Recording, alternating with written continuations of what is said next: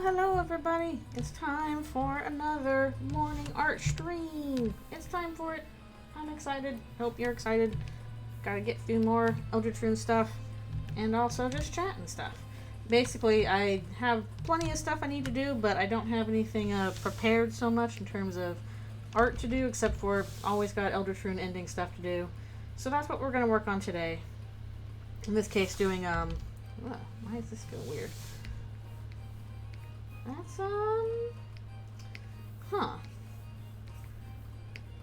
those brushes should not be the same that way. Why is that tapered? Well, that feels odd.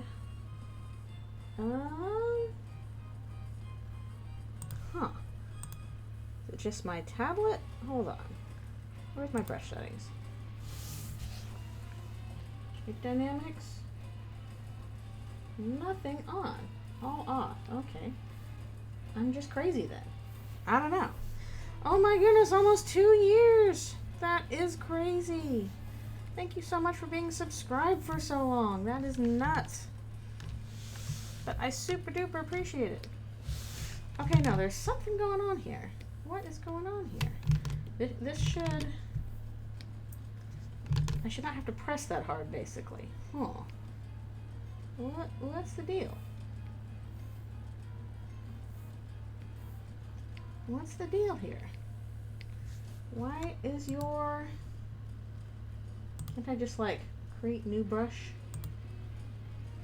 Hard round. Try that again. Nope, still not doing it. And I guess I can work with that, but I'm confused. I am confusion. There's a difference between the hard round that's tapered and the hard round that's not. And I don't know why it's acting that way, because last I checked, should be fine. How odd. Why did my brush suddenly change on me without me realizing? I'll have to probably check it again. That makes things a little bit harder because I want to be able to have the regular hard edged one as opposed to a tapered one, which I know might not look like it when I'm actually drawing, but when I'm drawing it, I feel it. You can feel the difference between something that's tapered and something that's not, even though they're technically just like regular brushes. Nice. Always feels good when you're happy with your work. Yeah, I don't really have much else prepared at the moment, so that's what we're working on today. Oh, this is gonna bother me. It's gonna bother me. I need to know where, like, the edge of the brush is. I really do. It's important to know where the edge of the brush is. Why is my hard brush... you know what, I'm doing this again. This is gonna bother me. Brush settings. Come on, shape dynamics. Is there a way to restore default? Off. Let's try that. Come on. Nope, it's still doing it. I said off. Off. Okay, why is it defaulting back to pen pressure? Shape dynamics? No. Brush tip shape? Why are you tapered? I can't believe I'm spending time just being like, this brush, what's going on? Shape dynamics off. You should not be tapered. You should not be. Brush tip shape, just regular. No. Come on. I want you off. No size jitter. No size. Why won't it keep that? I don't want size jitter. I don't want shape dynamics. All off. Brush tip shape off. Smoothing off. Everything off. This should be a hard brush. I'm losing my mind. What is happening? What is happening to this brush? Hello, hello. Oh, thank you so much. I'm so glad that you enjoyed it. I'm battling my own brushes for some reason. But thank you. I'm so glad you enjoyed that art. I had fun doing it because Gerson is the best. He's the best. And we love it. I need to draw him more because I'm so happy he showed up as he did. He was so cool. I'm so happy about that. Hard round 2. I don't know. Please, please, my brush. No, that's not what I wanted. No. Oh my goodness! I'm gonna go crazy. I'm gonna go crazy because my stupid brush will not be correct. I don't want that. I just want a regular hard round. Pen default brushes? Why did this happen? Ugh, I don't know if I have time for that. Okay, I'm just gonna have to deal with it. That's really frustrating. That's super frustrating. It's important to know where the edge of the brush is. But anyways, guys, thanks so much for coming. Sorry you came in on me fighting my brushes for unknown reasons. I have no clue when that happened, because that should not have happened. But yes, today I'm doing some more Eldritchrune stuff, because I haven't prepared much else, but there's always more of that to do. That is how I went mad. Gaster was like, I'm going to change your brushes for no reason. I'm like, Gaster, I've been exposed to the knowledge that my brushes are bad. He's like, ha ha ha, now you go nuts. Even though apparently it's not Gaster driving the secret bosses nuts. It seems to be the knight. Giving them shadow crystals? Question mark? So many questions. But here's a caddy. So I was like, oh crap. Bad things be coming. Yeah, chapter 4 is the long one, but it's very good. I need more remixes of, like, the second and third Sanctuary songs to add to my playlist, please, please. Let me add them to my playlist. There's been a lot of remixes of Raise Up Your Bat, and that makes sense, but I love it from all the other stuff, too.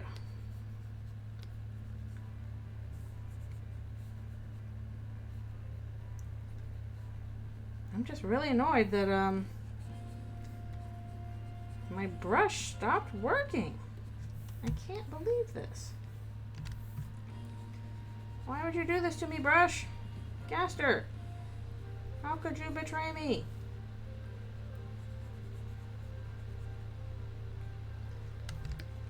Yeah, the problem is there's certain secrets that, you can only get if you can pass them. Because I know I missed a few things. I'd probably have to replay all of chapter 4 in order to get the secrets that I'm missing there. I mean, maybe so. I'm not quite sure who's influencing who. I do find it interesting that somebody gave Gerson a shadow crystal, and he's like, so, well, somebody intended for me to use this, but I didn't want to, so here. Just interesting little tidbit there.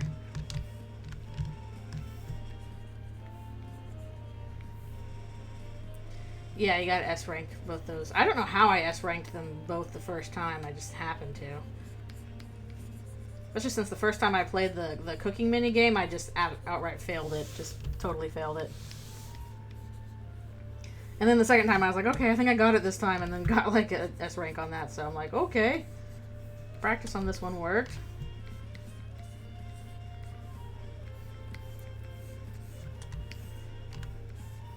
And now I gotta practice with the knight. Because they're really hard. And I'm not very skilled, but I'm doing my best. Yeah, right now we're just doing fills on characters. Susie's like, oh, Mom, I see the snacks. Snacks ahead. What is going on with this? I'll get them eventually. I gotta practice some more. Although today I also really wanted to work on that video I'm working on. Oh, I wouldn't even try and no-hit. I don't know how you would no-hit it. I mean, I know Gaster's like, holy crap, did you just no-hit the knight? What's up with you if you do it? But good grief. Yeah, I have chosen the path of evil. I'm going to make a theory video for half-human Susie. Because I was like, you know, before, I was actually thinking about making it before chapters 3 and 4, but I got super busy with stuff, and I was like, oh, it's probably going to be debunked, you know, it's a crack theory. I don't want to put, Gaster has nothing to do with it, though. I'm not going to put him in the thumbnail. He plays no part in this. This is a Gaster-free theory. I know everybody loves the Gaster, but I ain't gonna lie. He doesn't come up once. Gaster made her half-human for reasons. I know, but there's no reason. He's not a part of it. He plays zero part in it. But yeah, I wasn't going to do it before, and then chapter 4 came out, and I'm like, this has more evidence now? Okay, I will choose the path of evil and make a theory video. We might talk about spoilers, just watch out for that.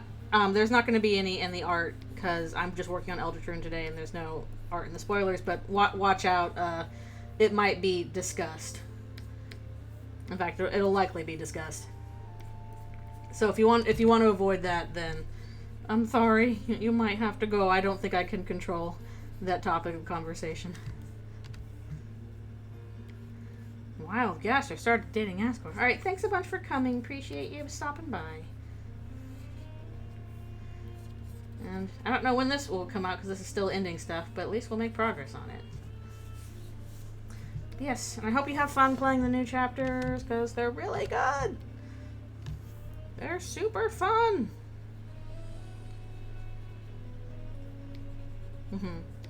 Or I can't listen to stuff while I'm writing. I like music, I can, but I can't listen to people talking. Or doing, like, planning parts of things. I'm really annoyed by my brush, though. But yeah, so I'm like, okay, I'll make a theory video. And I recorded my lines for it yesterday, just the raw audio. That stuff is hard. I don't know how people do that. Like, I'm fine just, you know, like, okay, I'm talking on the stream while I'm doing something else, and that's fine. But, like, having your voice be, like, the primary mode of communication and, like, having to speak clearly and say your points clearly and all that stuff, that's intimidating. How do people do that? That's scary. It's probably only going to be about like 15-20 minute video. It's not super long either. I know. Apparently voice actors hate their voice too and they just get over it, but it's hard.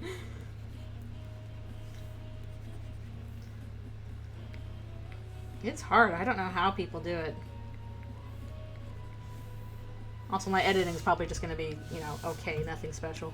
I do have my little fursona talking through it, because I'm like, I can do that. I can draw myself talking. Maybe that'll help. Yeah, it's really hard. And even just kind of like, you know, I don't have the best audio setup. I did my best with what I had.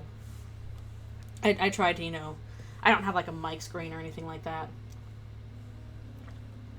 So hopefully, you know, my voice sounds passable at least.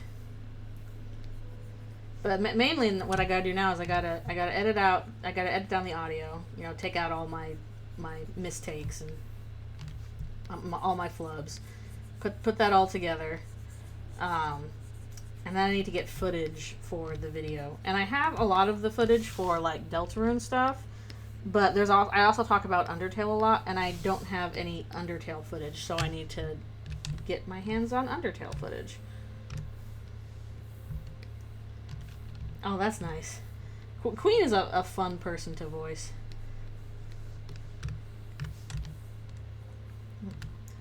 I think there's a word balloon here.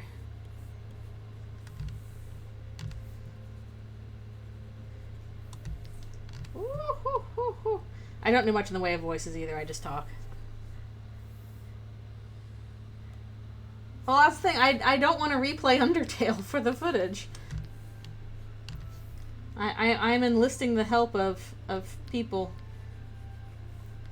to get the Undertale's footage. I guess in a pinch I can also ask if I can borrow footage from somebody. I know, Shay probably has, you know, all of the Undertale footage ever in the world. I'm like, please, can I borrow some clips? Yeah, pretty much. Like, the one thing I'm especially missing is I need the Sans bleeding thing, because that's relevant. And I've never played No Mercy. I don't intend to start now, but I still need that footage. That's still relevant. So, I would need to get some help with that. So, in a pinch, I might, you know, ask, can I please? I will credit you for the footage, because I'm certain that they have all of the footage ever. No, I want to give people credit. In today's day and age, it's important for people to have credit for the work they do. Even if that work is, I collected something from a Vimeo game.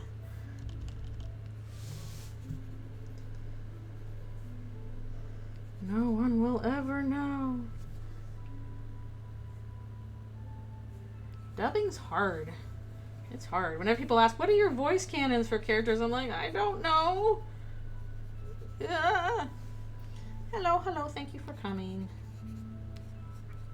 So yeah, that is my next thing today. I really want to finish the video by like the end of next week. But we'll see if it happens, because I'm very new to it. I haven't done edited videos much. Like, I can do an animatic fine. I know how to do that. But even then, usually in animatic, somebody else is in charge of, like, properly editing it down. I'm given the rough. Yeah, I feel like I don't have an ear for voices or music. Like, I see all these people, you know, analyzing, like, oh, this and this time signature and this music, and I'm like, cool. I couldn't find that if you know, pointed a gun at my head and threatened me with it.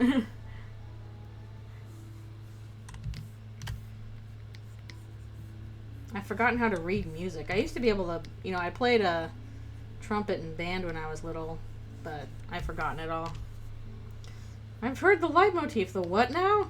I know, people are like, oh my goodness, so-and-so's theme is in this song. I'm like, it is? This happened to me all the way back in Kingdom Hearts when, like, Vanitas' song or whatever came out. People are like, whoa, Sora's theme is in Vanitas' theme. I'm like, it is? Huh? I literally didn't hear it until it was, like, pointed out to me. So people will be like, oh, this has Gaster's theme and blah, blah, blah. I'm like, anything could be in there. You know, I believe you. I don't know. No. Well, we'll see how the theory video goes. That is a double-edged sword. It might then be like, look at this idiot with their stupid theory. Wrong. Wrong. Although, I guess the worst thing you can be is wrong, you know.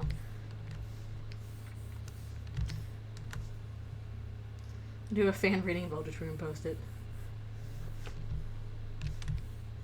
I hope people like it. I tried to be thorough and fair. Like, yes, it's a crack theory, and there's, like, especially the whole thing of, like, oh, can monsters bleed or not? Like, my conclusion is pretty much, like, don't know, the sources are unreliable. Because they are. Could go either way, but hopefully make it interesting even if it goes either way.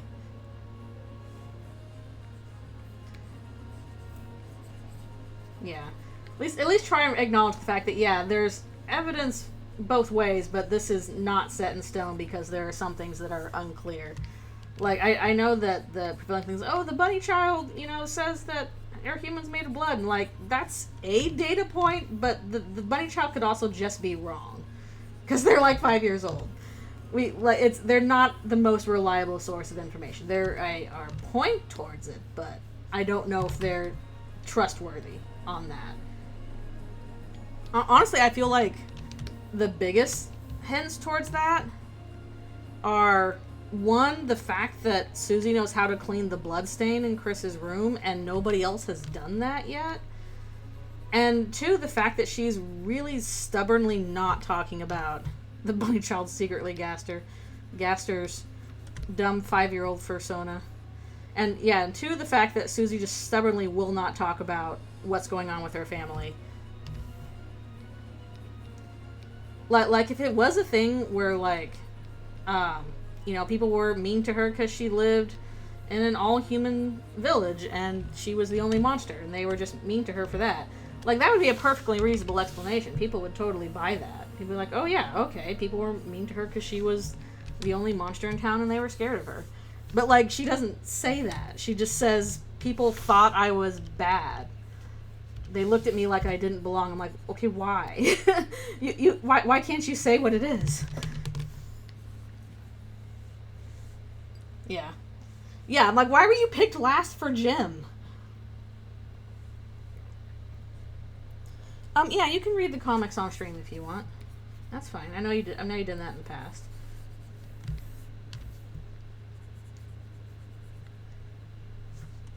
Yeah, like, even if, like, you know, people thought she was scary, like, at least then even, like, okay, let's pick the big, strong, scary girl for gym. We're gonna win at dodgeball here.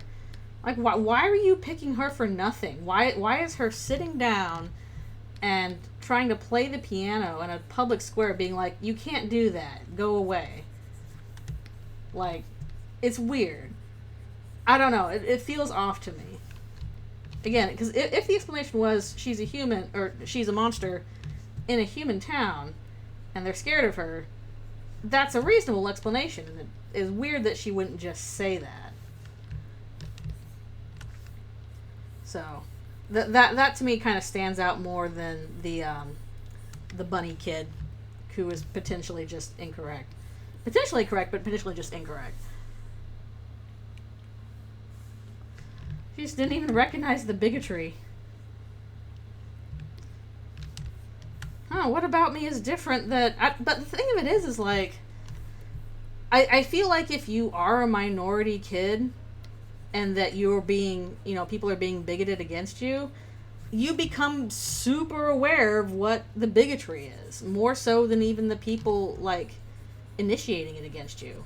She would be extremely aware, oh, this is how I'm different from everybody else. This is how I'm the problem. Like, I think she would be, I don't think that would be a mystery to her. I think she would just be aware of, oh, I'm a monster. Nobody here likes that.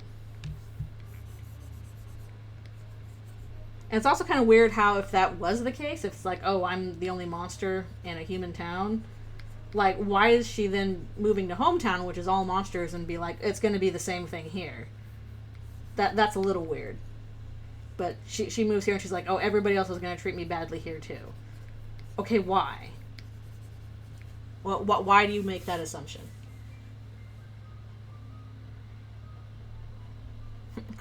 Comically oblivious. Oh, talking about the theory video I'm working on. Evidence for and against things.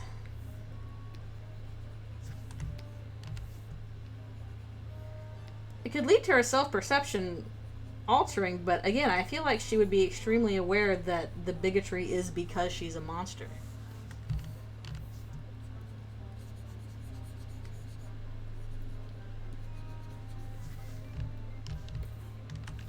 It's just, I don't know, it feels odd to me. It feels odd to me that she's willing to say the parts about no one was kind to me, everybody dismissed me, and I moved around a lot. But that's it. She hasn't said, you know, I was the only one that looked like this in this community, and that's why everybody was this way to me. Yeah. And yeah, I think the problem is she started to believe those things. It's a little, the way it was phrased is a little odd. It would not be hard in that instance for her to mention that she was the only monster in a human town. Oh, shoot, I forgot this. I was too caught up. Because again, that is an explanation that I think people would be like, oh, that makes sense.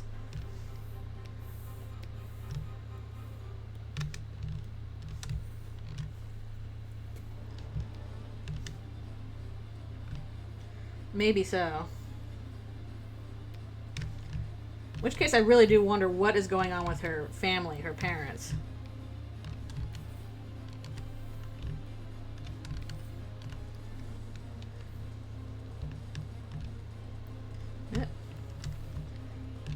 Yeah, then the question is, why was she the scary one?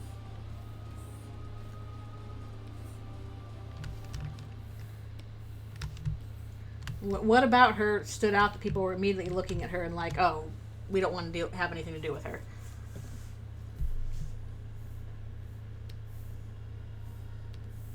Like, this poor girl. She'd been so mistreated. I'm still annoyed about my brush. Why are you doing this, brush? Why? Why? I need to restart my Photoshop or something.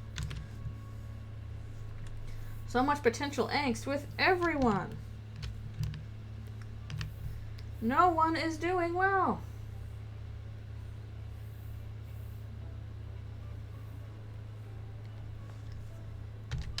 Although another thing I've seen going around now is like, oh, because, you know, Noelle said that, you know, their relationship was a little forced. That means they're not real friends and Kris feels betrayed. And I'm like, I don't think that's actually the case.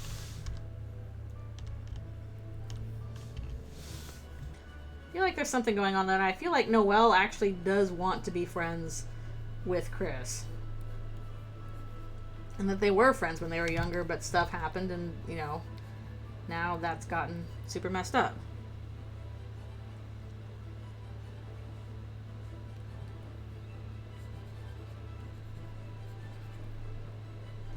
Yeah, it's not how Kris could interpret it. But at the same time, I don't think that Kris thinks that Noelle dislikes them.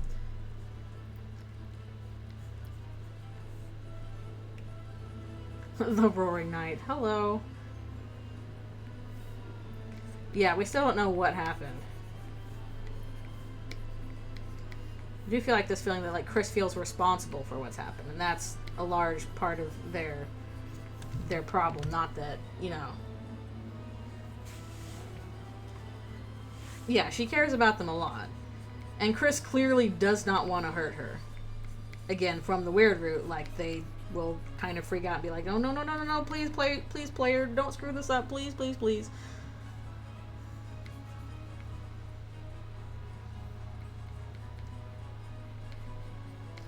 I don't know. I still don't think that, like, this is intended to be like a, and then Kris thought that nobody loved them moment. I don't think that's quite it. It's a little bit more subtle than that. Also, what's going on here? Why didn't I get that? Ah! Oh my goodness, stupid. I need a new keyboard. It's really hard for me to hotkey on this sometimes.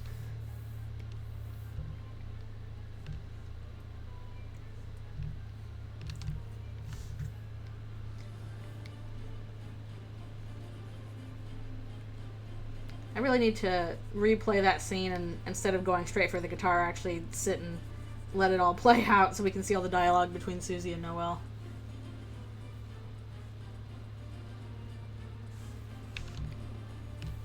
That desperate. Okay. I just want the kidlets to be okay.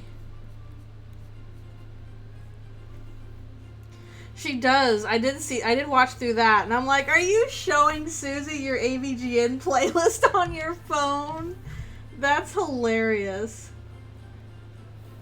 Like, Susie, have you seen AVGN? No.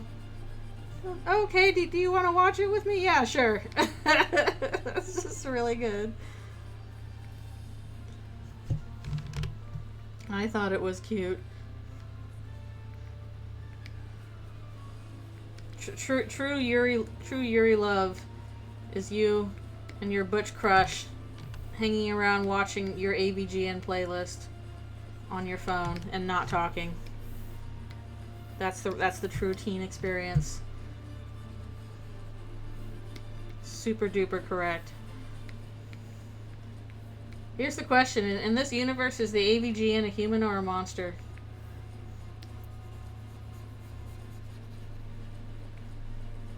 AVGN is angry video game nerd.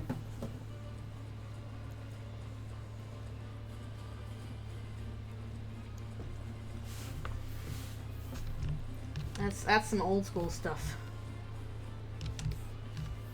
Because she talks about, oh, you know, there's this guy and he, you know, plays video games that are bad and yells at them, but then also made a movie where he's attacked by a thing. And I have his videos. AVGN is the only famous human in hometown. Like, whoa, check out this dude. It absolutely makes sense that Noelle would be an AVGN fan. He's like, I don't know, it's just really funny. He shot on an SNES cartridge once.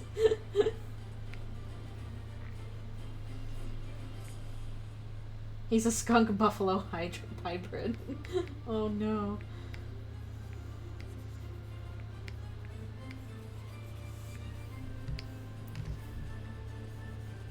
Yeah, whenever anything about like outside culture is referenced in Hometown, I'm like, so is this a human thing or a monster thing? Like, what's? I guess it doesn't matter, but it's just kind of funny. All right, as soon as this is done, I need to take my stretch break.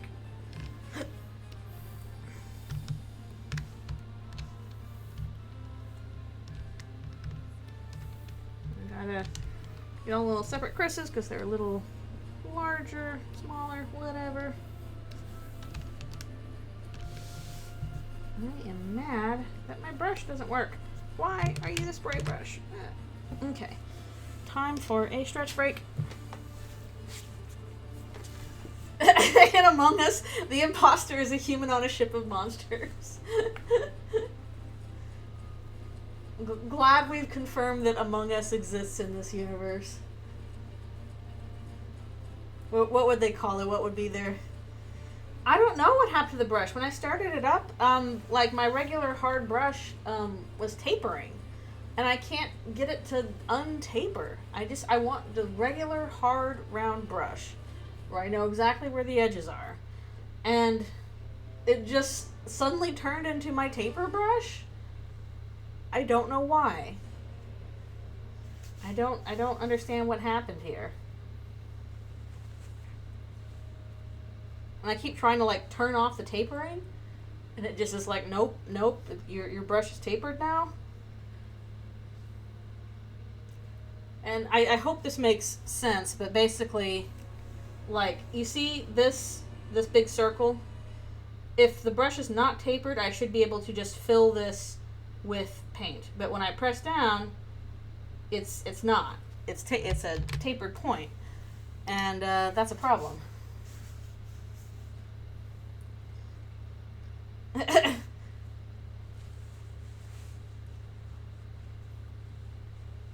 So I don't know what was going on.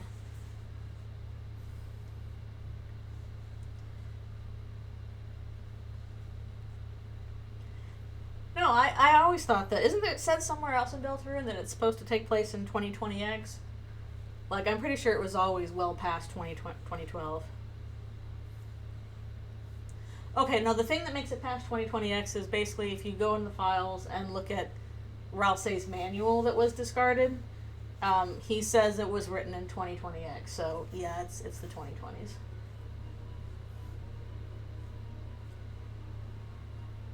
Sorry, it was never from 2012.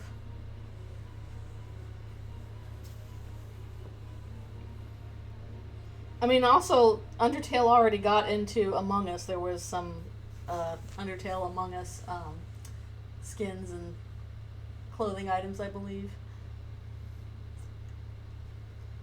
I don't count deleted content. I remember the whole debacle about, oh, well, there was a sprite of Susie bleeding in chapter 2. What does that mean? And people were like, that's cut content. That doesn't count. And then we get this in chapter 4 instead. Oh, thank you.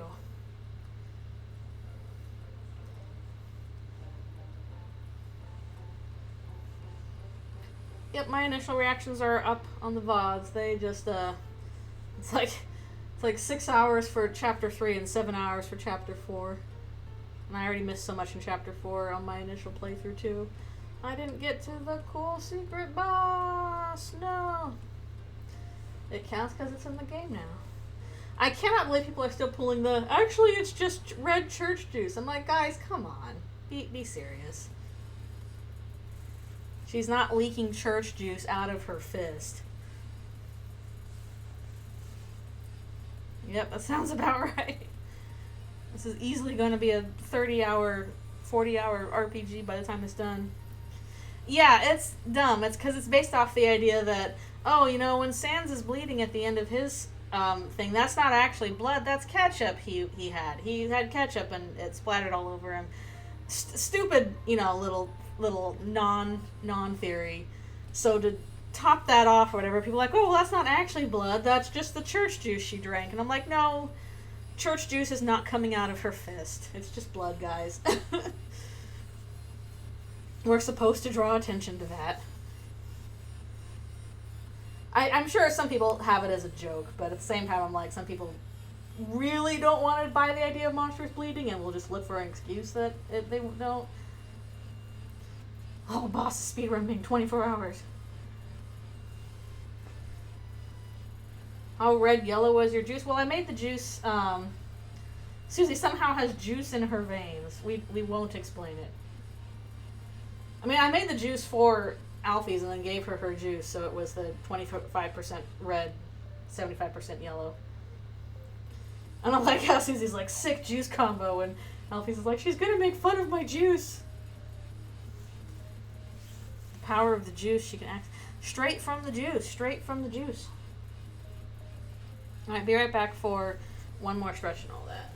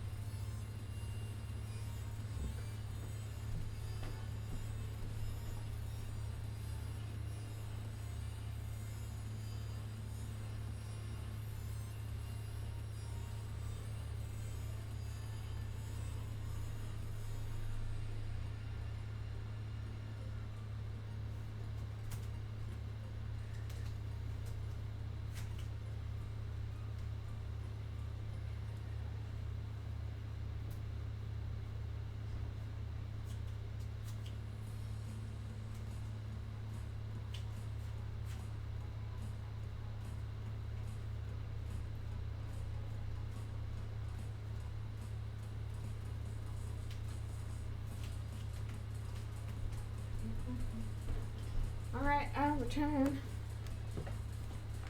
The hammer of justice. Justiceism.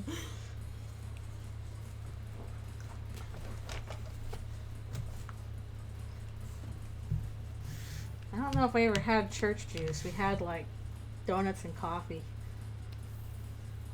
Okay. You can turn down the opacity on that.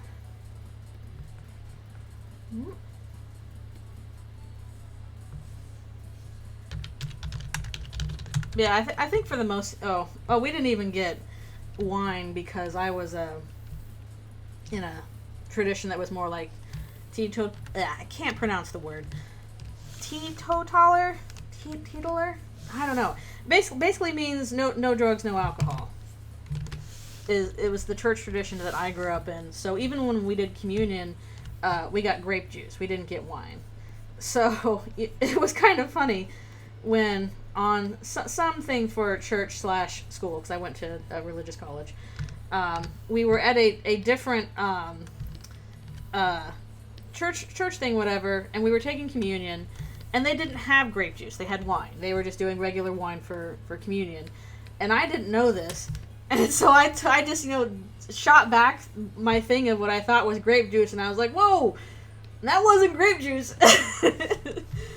Just like, warn me next time. I'm sorry, my denomination doesn't believe in alcohol. Was not expecting that, even though I know wine is what people usually do. Yes, but I would say the fermentation part is a kind of an important aspect of it, even though it's technically just grape juice with yeast involved. Yeah, all the Sans parallels. Oh my goodness! As soon as that the final song with the rain started up, I'm like, oh, here it is. Okay, we've got the confirmation. Yes, this is where he's from. And I can't believe the song was called "The Place Where It Rained" instead of "It's Raining Here." I'm like, Toby.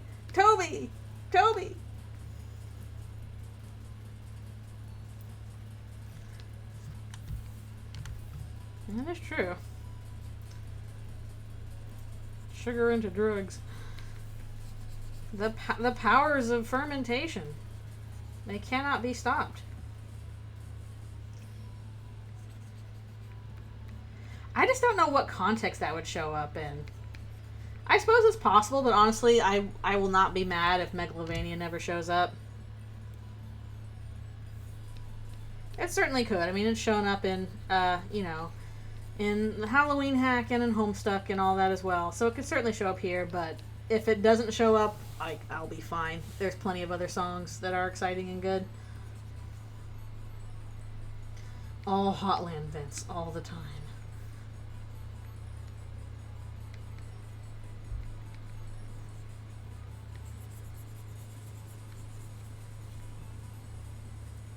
Oh yeah, wait, this is the fact if you play on the piano, then I don't remember what the commentary is, but I know isn't Susie's like, what the heck's that song? That's silly. Or like it makes fun of you for playing Megalovania? I don't remember. There's like I can't play the piano, so I didn't know how to do that, but apparently there's a bunch of commentary depending on what songs you play. Like I know Rouse says like, oh, those are some nice songs if you play like Your Best Friend and his theme and stuff like that. If you play Megalovania, Toby hits you with a car. There you go. Toby's like, nope, stop. I like how Toby just shows up in the most random places possible. Like, okay, I'm here to hit you with my car. I'm here to race you to the top of this pillar for a treasure. No, not yet. Put that away, mister. Oh no, it sounds stupid. No. He's like, this ain't Undertale, put that away. Okay, what about Spear of Justice? Does that get a mention? Especially since that's basically also Hammer of Justice. Which, I really like Hammer of Justice. That's a good song.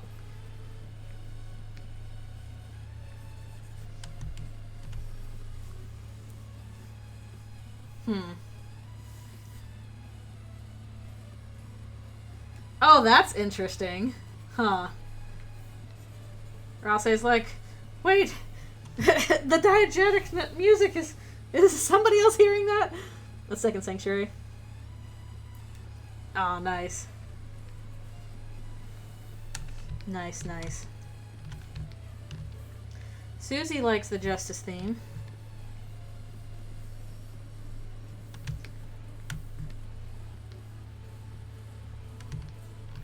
I know there's some replies if you do stuff that's outside Undertale music as well, but I don't remember what it all is.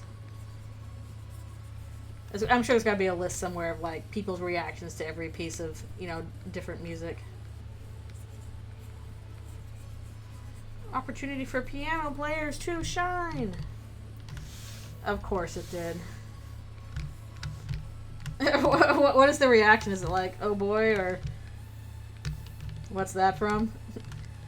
Why is Woody from Toy Story here on the piano? A hit Disney Pixar movie.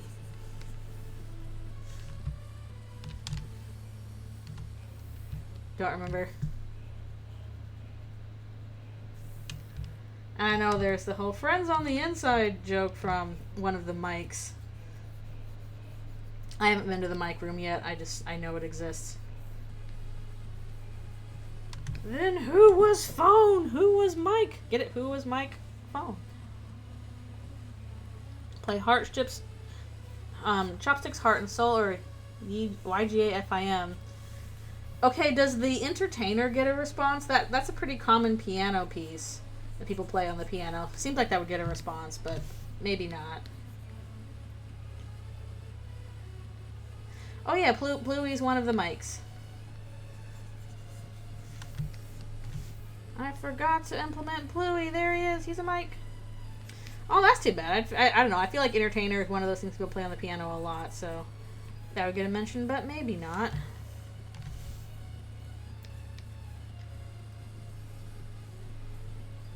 Oh, sheesh. Yeah, no, that room looks hard. If you're actually fighting with the mic.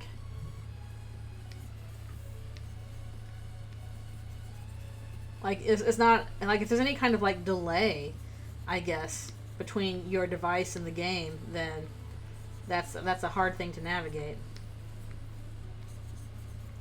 It's a cool mechanic, but that definitely looks tricky. And you're also using the mouse at the same time, so crazy stuff.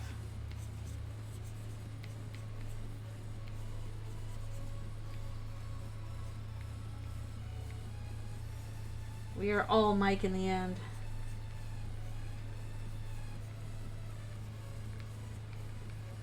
The real Mike was the friends we made along the way, literally. And the songs we sung.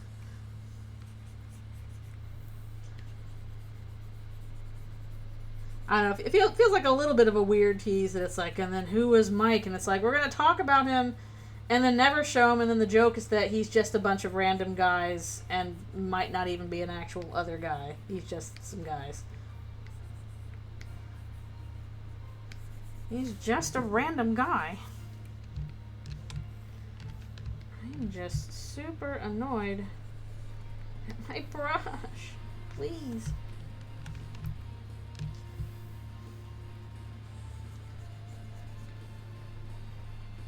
Yeah, I was also a certified Mike not care. People put a lot of emphasis on who's Mike, and I'm like, I don't care, we'll find out. I don't know, I was never super big into, like, guessing who's going to be the secret boss of this. Is it the flowers? Is it the... You know, this, is it that? And I'm like, well, probably nobody that we know. Well, I don't know. I love predicting stuff, but, like, secret bosses has never been big on my radar. Like, even now, it's like, even knowing, okay, Chapter 5 is going to probably be in, you know, Asgore's shop. Who is the secret boss? Mm-hmm. Who will be the secret boss of Adventure No 3? Me no knows. And me no cares. All that stuff is up in the airs. Literally me. I'm Spamtonay Spamton.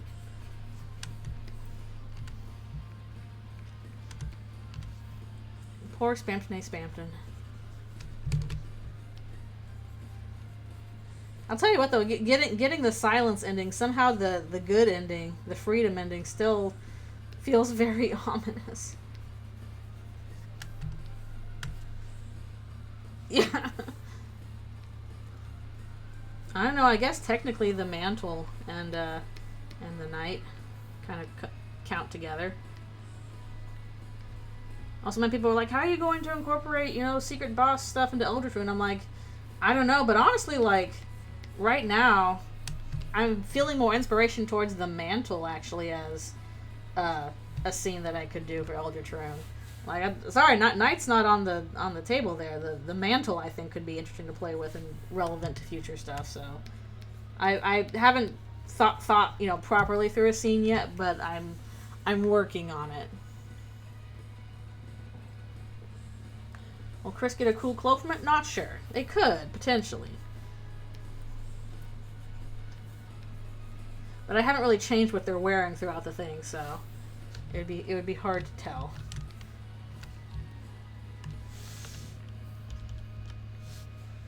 But at least in terms of, like, relevant to story and Kris and stuff, I'm like, oh, Shadow Mantle I can work with.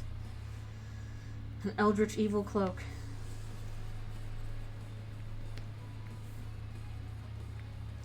Like, I know I can maybe do something with, like, a you know, a constriction of space to 2D, like a claustrophobia thing going on. Like, I don't know, there's potential with John Mantle. Have not thought about Gerson yet in terms of Eldritchrune. Maybe if I think of something good, we'll go with it. But right now, haven't thought of it. Yeah, I haven't thought of stuff on Tenna either, because the whole thing with Eldritchrune is like, this is a medieval setting. They don't have TV.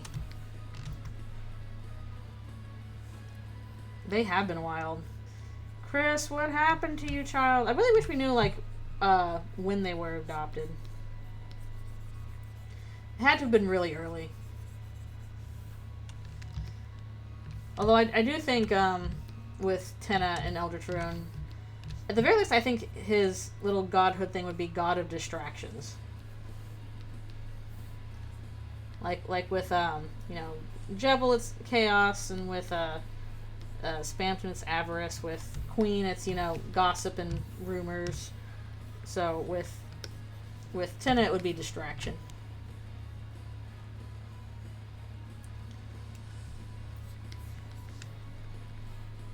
You've lost your way. You can't tell where you're going anymore.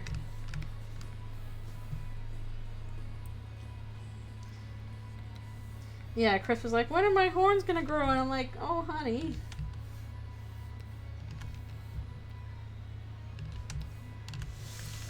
So yeah, they probably were adopted pretty young.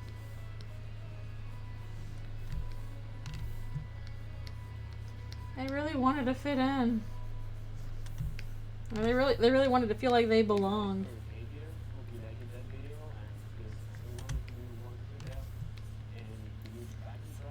And it seems like they also kind of put off telling them about it. Maybe they didn't put off telling them about it, but they were like, well, you can wear these fake horns in the meanwhile, sort of thing. When did they stop wearing the fake horns?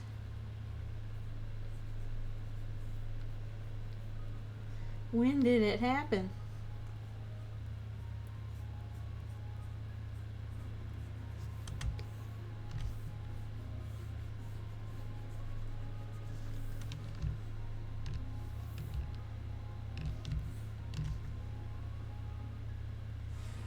I don't know where people are getting the idea that they were a violent child that got sent to behavioral therapy. What I saw from that scene is that something traumatic happened to them. And they got sent to therapy for, like, the trauma.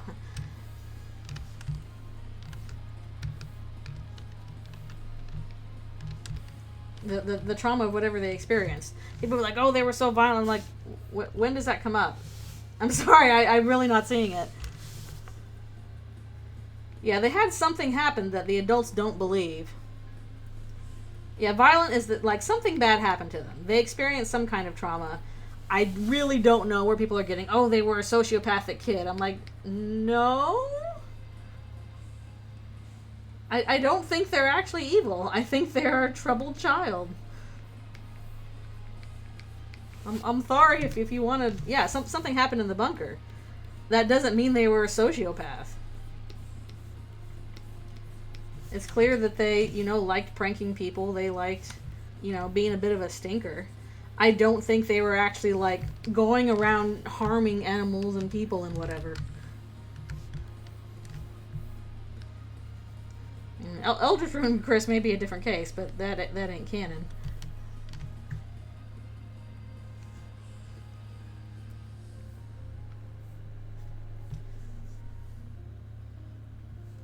It's like, welcome to Art Club. Okay, but maybe the other person in Art Club is the one with the violent tendencies?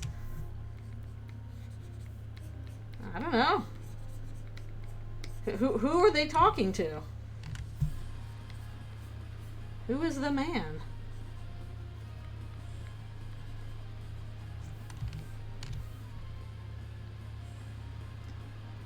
If there is an other person. Somebody is there. Something's going on. 'Cause at least in the Chapter 3 egg, we have this long conversation with the man. He was like, "You'll forget about me."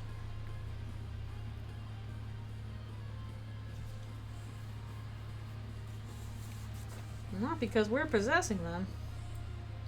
Well, doesn't the receptionist just say, "Are you the patient? Or are you the doctor?" So, okay, that still doesn't indicate there's something evil going on. Therapist child prodigy. I think especially if you've endured some kind of, deep trauma, that's probably going to cause you to lash out and not be able to communicate properly. But I don't think they were in therapy because they were, like, attacking people.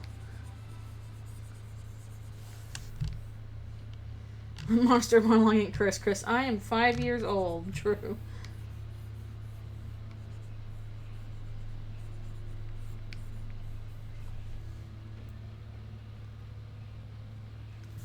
Yeah.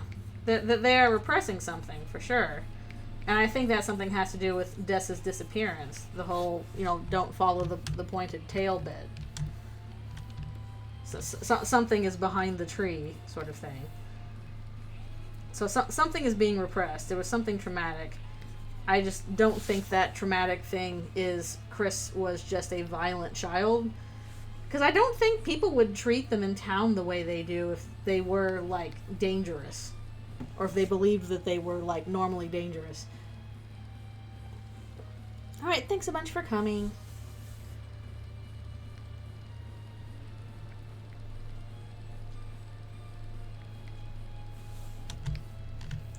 Like heck, if that was the case, people are more dismissive of Susie than they are of Kris.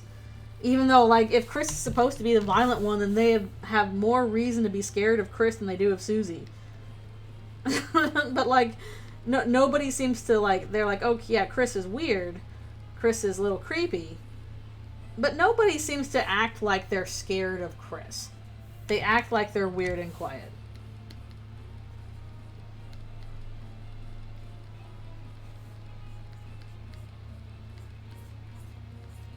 And if they're okay with, like, Kris, if Kris was actually, like, violent and they were like, okay, well, we'll just deal with that, why can't they deal with Susie then, who actually hasn't done anything except for, like, glare menacingly and, torment mostly Kris.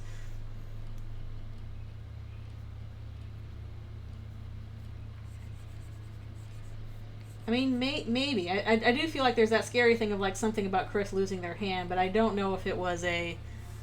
Yeah. I don't know if it was a Kris caused this to happen or Kris failed to act, and that's why they feel responsible. And I kind of lean more towards the latter, because whatever happened, they do feel responsible for it. And but there's also this running issue of, again, they don't feel like they have courage, and we're trying to instill courage in Kris through their actions in the dark world. And that, to me, reads more like the thing they feel responsible was a failure to act, not an aggressive action. I could be wrong. That's just how I'm reading it right now.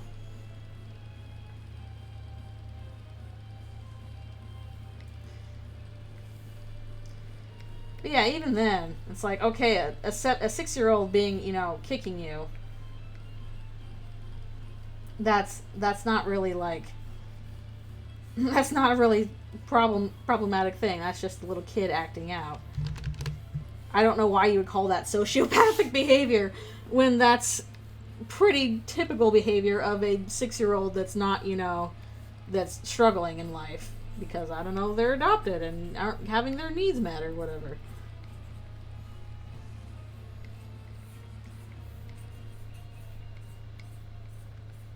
Either they are, either they have expressed normal amounts of child aggression, or they haven't. Yeah, I don't know. But I've seen people use the word sociopathic, and I'm like, what are you talking about?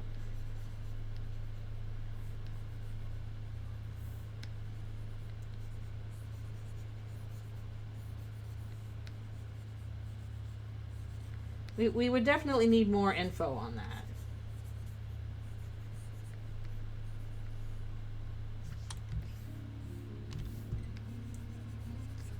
Also, kind of depends on whatever's going on with Des, if she is lost somewhere, if she actually is dead. People be saying a lot of things. Like I said in the tags of that one post, I'm like, I have 200 pieces for a conspiracy board and no string. I'm just sitting in the middle of these screaming and crying. I will be until next year, I guess.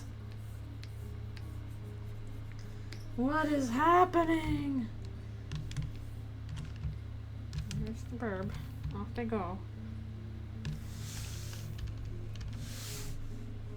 Yeah, at least we don't have to wait long. Honestly, maybe we need more time to go over it, but that's okay.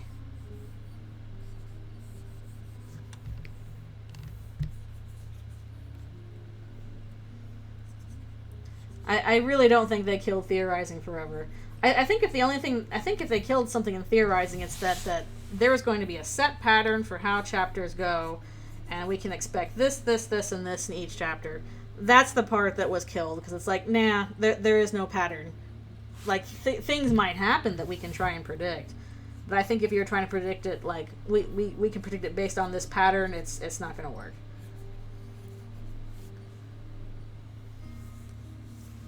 For Flower King.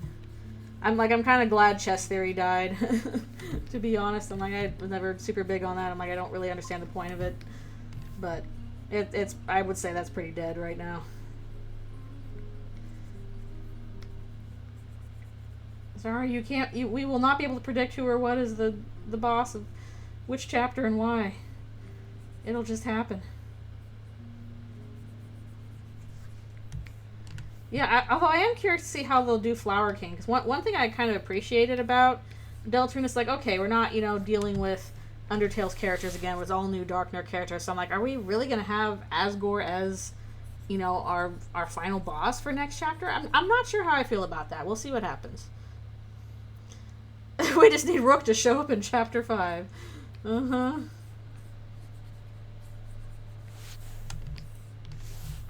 Even though the whole point is like, this is in chess order from from most to least important. It's like, not anymore. It's not. Is that a shadow crystal, or is it the same kind of black shard that Kris got from the knight? Because it seems like the black shard and the shadow crystal are different things. Where the shadow crystal is like the piece of glass, and the black shard seems to be more like a actually like black opaque object.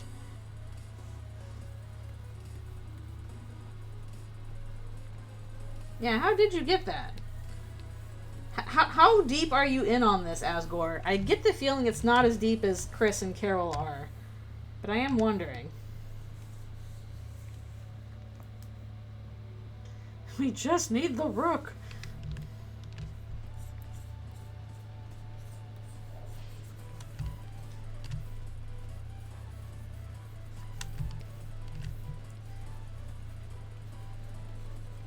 I think the main reason why I'm glad that chess theory is dead is because I'm like, Deltarune's not secretly a game of chess.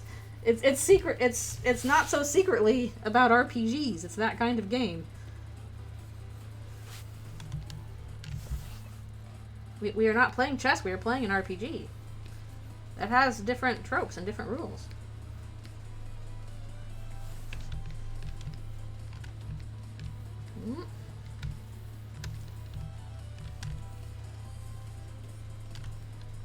Okay, I think there's supposed to be like the fountain going right there.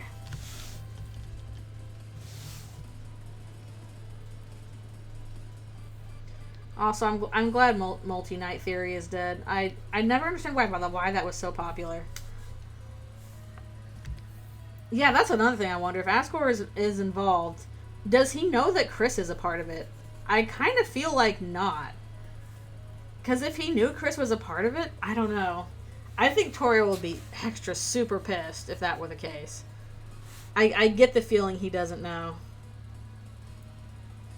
I feel like it's pretty clear that there is one knight and it's the one we've seen. No, we don't see two knights. We see titans. Those aren't knights.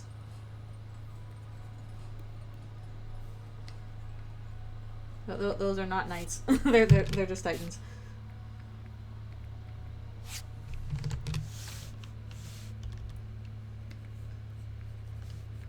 I think that's to give the impression of these are all big scary guys that are made of darkness. They look a little similar, but not. They look more like Titans than they do the Knight. They look closer to the other Titan that we see than the Knight, in my personal opinion.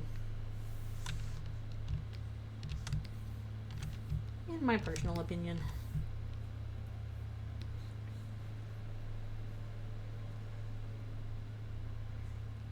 Yeah.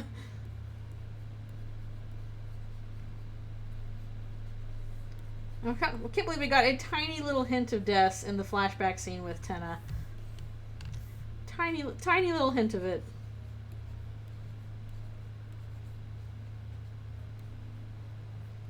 I'm like, there she is. What happened there? Tell us.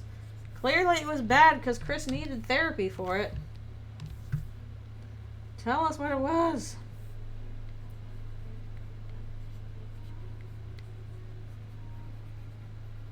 Also, do they have anything in that hospital for therapy? Because it seems like it's just for, physical maladies. Did they actually go to, like, a city for therapy for Kris?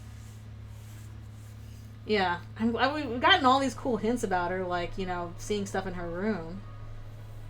But it would be really cool if we saw even more.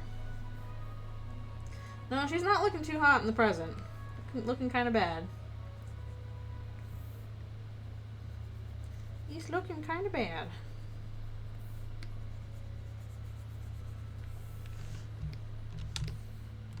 It's like, girl, put on some weight. You're skinny as heck.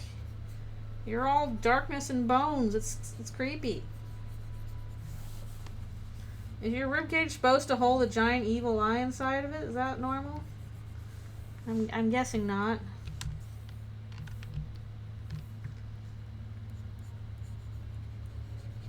Not a normal thing to happen. That was cool as heck, though. The whole thing. That was cool. Cool stuff happening. I do like how a lot of us, are like, oh, the knight's going to look like an actual, knight. It's going to, just be a person in a suit of armor. And then, no, it's just like this freaky ass thing. That's cool. PvP mode enabled. Are we still friends? Even though we now must fight each other? Although Kris does refuse to fight her if given the opportunity. I never was able to, I still haven't been able to beat the knight. I gotta try again. And we do still have to, I never got to the top of the stairs in that one part where Susie's like, what are you waiting for? Get it! And, I've never been able to get past all those things. So, Kris won't fight the knight, which is interesting.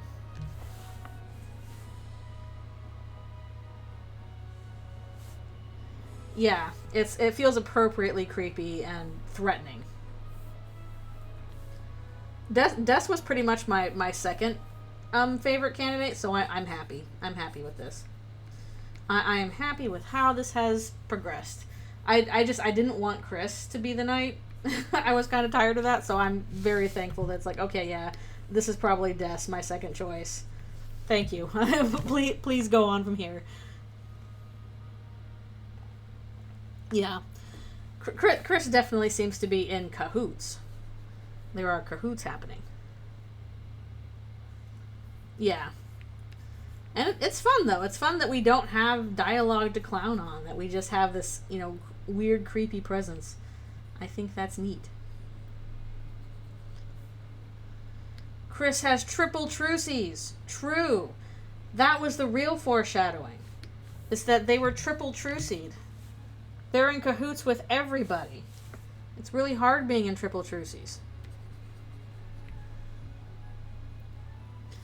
Don't clown on her. She's scary. Oh, I do appreciate the, God of Hyperdeath Asriel and Knight Des being, into each other. That's kind of cute. I should probably stop. And although I'm really close to finishing this page, I should stop and do my stretches now, because it's stretchy time. Asriel comes back, he's like, yes, she still got it. True. I wouldn't be surprised if we see Asriel next chapter, honestly. He's supposed to come back for the festival. she's hot and will kick my ass.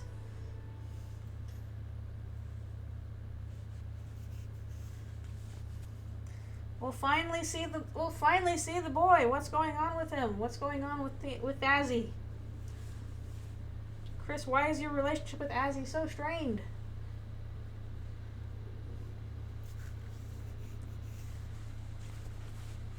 Vanilla, Deltarune, Asriel, and Night Death. Aha! Oh. Ooh. Now that's an option.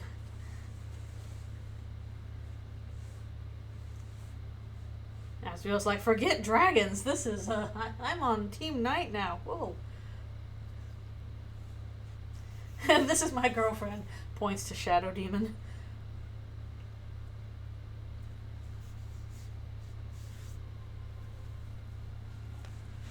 Oh, the complications of the friendships. I'm eager to finally see Azzy. One, because I want to know what he looks like, and two, we can stop talking about, what happened to Asriel? Is he actually dead? No, he's at college. Just let him be at college and come back, and there's his weird, hot, horrible Shadow Demon girlfriend. How does he deal with that? Not well. Yeah, oh yeah, it definitely feels like they were a thing. The whole thing about, like, why is Asriel's retainer in Dessa's stuff? But, like, that's a, Asriel, Flower King, Dark World. You thought it was Asgore? Psych, it was Asriel.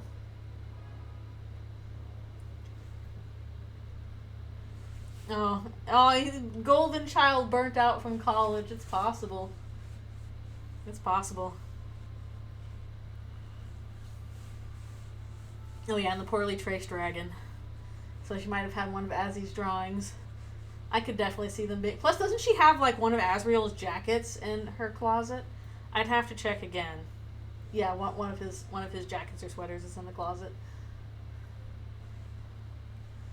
So, that definitely hints to them being a thing.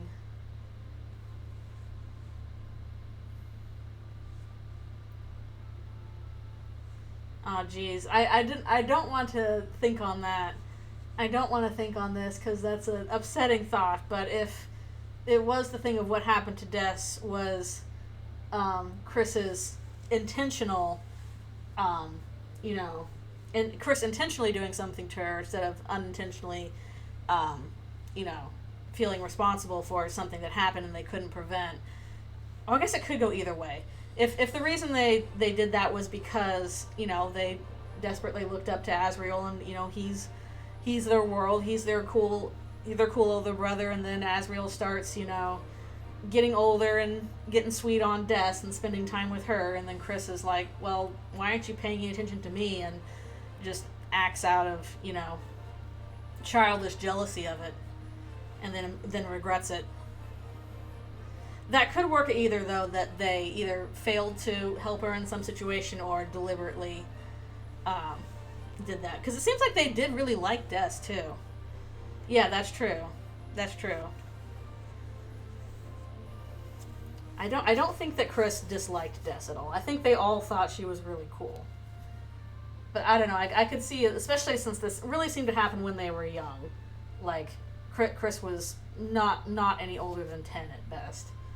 That, as their brothers getting older and spending more time with the girlfriend, they just feel left out and lash out, in a sense, in a bad situation, and then immediately like, oh, this is screwed over everybody, including me. She wants to join the band. Oh yeah, I think the relationship was positive and complex. Whoa, that was a sick song. I'm gonna join his backup. They did. Alright, I gotta do a few more stretches, then I'll be right back. Oh no, T-Rank, the mini game. Okay, be right back.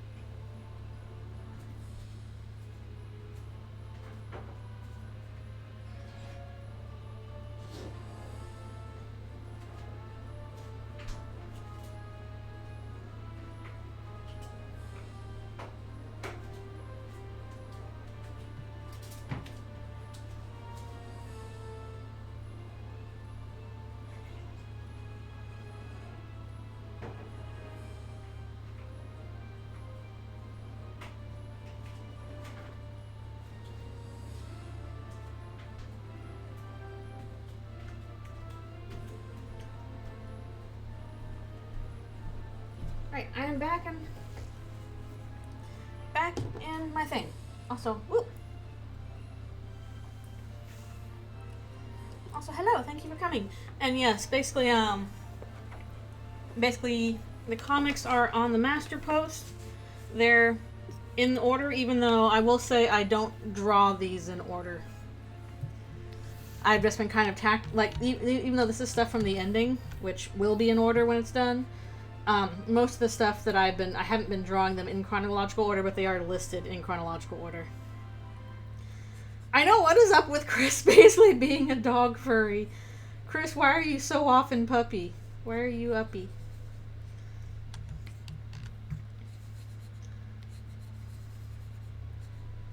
Susie in her Susie's little outfit. Kris over there in a Blue's Clues outfit. It's fairly undeniable. Everybody's like, oh, Kris's persona will be a goat like their brother. No, Kris wants to be a dog. Wants a dog persona. They're going to Anthrocon dressed as a pupper. They did some deep introspection, decided they were doggy, not goat. True.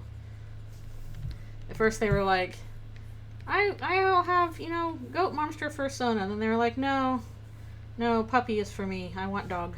I want doggo.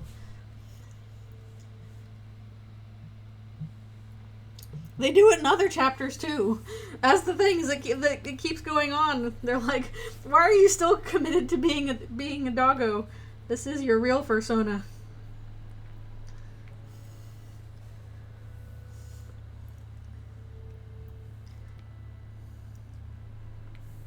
Basically, in chapter 2, if you do certain commands during the task manager fight, all of the party members will put on little dog ears and stuff like that.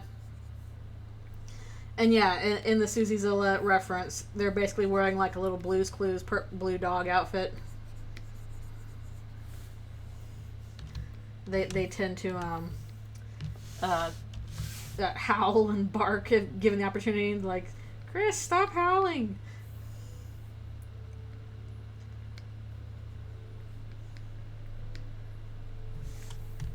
Literally in chapter 4, Susie's like, Kris, go look for clues, like the dog. And I'm like,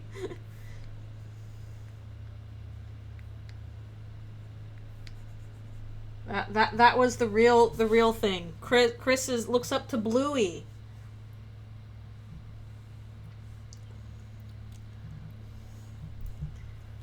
She's excited to finally live out her giant monster dreams. Oh, the Kris stop howling one, yeah. Like, Kris, please take this seriously. You can't be role-playing your persona right now, Kris. We have things to do. Kris desperately wants to watch Bluey with people, but they know since it's like a preschool show, they can't bring it up. They can't know about my Bluey obsession. Yeah.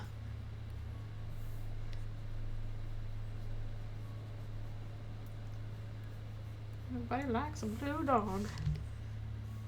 Okay, I'm almost done with this. I was like, I'm just a guy yelling at these monsters coming to my town.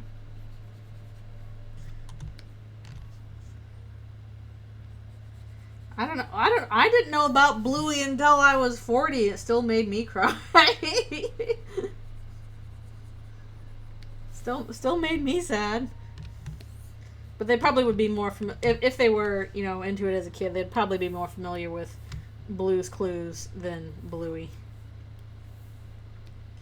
Either way, blue puppy.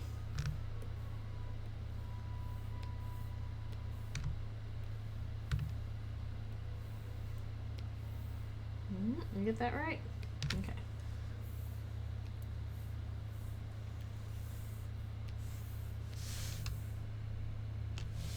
Could you even have Bluey work in this universe? Where they just be like, oh, those are not dogs, those are just like dog monsters? Because we know they have animals in this universe. They talk about it. We know that animals are separate from monsters and that they're just animals. But if you were to have a show like Bluey, would they say, oh, this is just a dog character? Or would they be like, oh, that's a dog monster? Like what's the differentiation there? If there is any.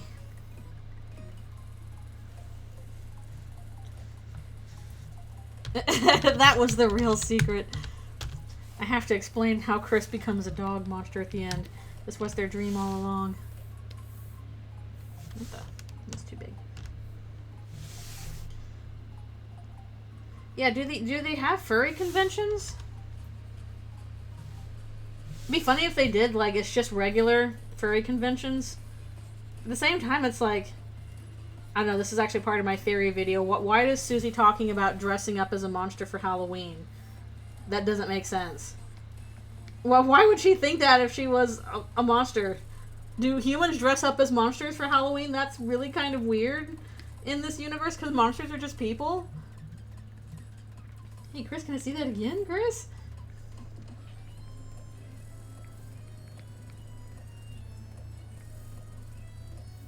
Do monsters dress up as humans? Is this a thing that happens? For Halloween? What's happening here?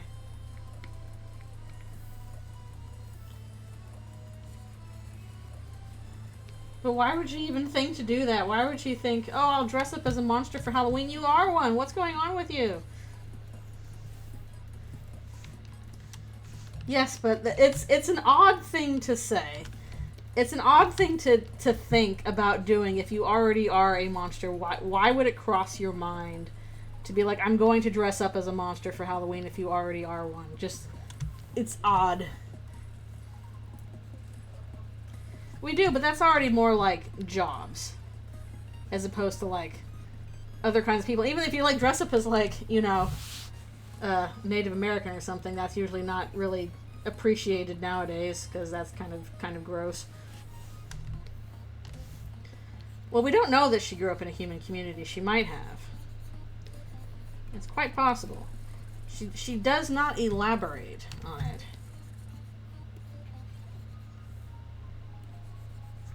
Yeah. Okay. I don't think it was ever appreciated. It was tolerated when it should not have been. It's possible. We know so little about him. We are in the dark on so many things. Let's play humans versus monsters. But that's an Undertale.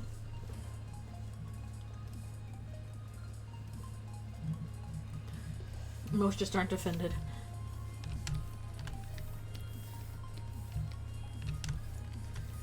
What is going on?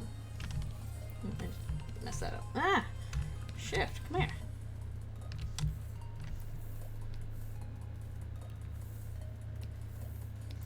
I'm sure it's all points people will be able to argue in my theory video and be like, you're wrong about this. And I'm like, probably. I don't know. Yeah, but again, that's specifically in Undertale. And I don't feel like the relationship between humans and monsters is the same in Undertale that it is in Deltarune.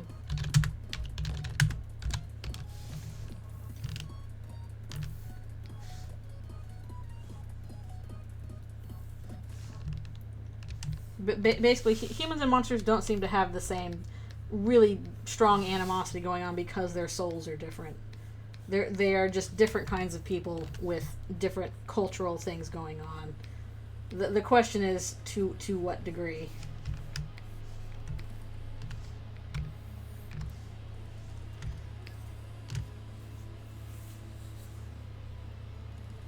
I know there's been more to it because like at least before the chapters, mostly what I saw was pushback on it. It was people like, oh no, that's definitely a crack theory. Like that's not true. And I'm like, yeah, it's probably a crack theory. And now I'm like, oh, there's a lot more support for it. So maybe people won't have a lot of ferocious disagreement. But I do think that the disagreement would be basically regarding, you know, maybe monsters in this universe just have blood. It's not an indication that she's half human, which is a fair possibility. I think it could go either way in terms of, okay, our options are either Susie's dead. Our options are either like monsters all have blood, Susie's not special in that regard, or monsters don't have blood, something's going on with Susie. So I think either way I could still make an argument for half human Susie.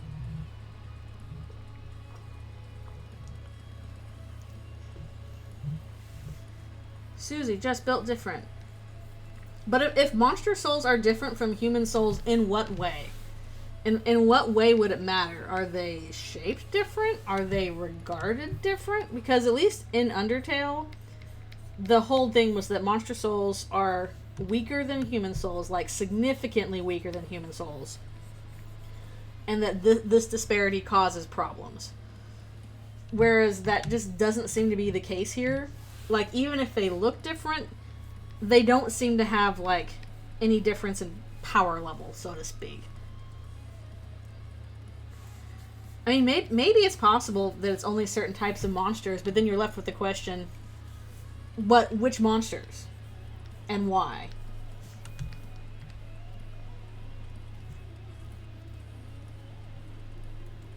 Kris's soul amidst the brightest light.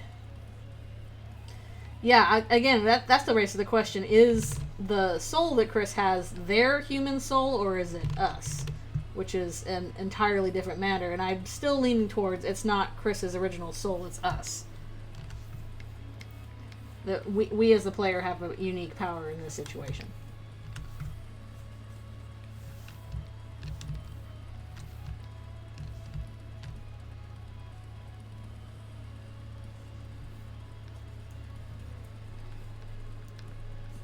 I mean, maybe so, but I feel like that would be brought up in some case if that were in some sense if that were the case.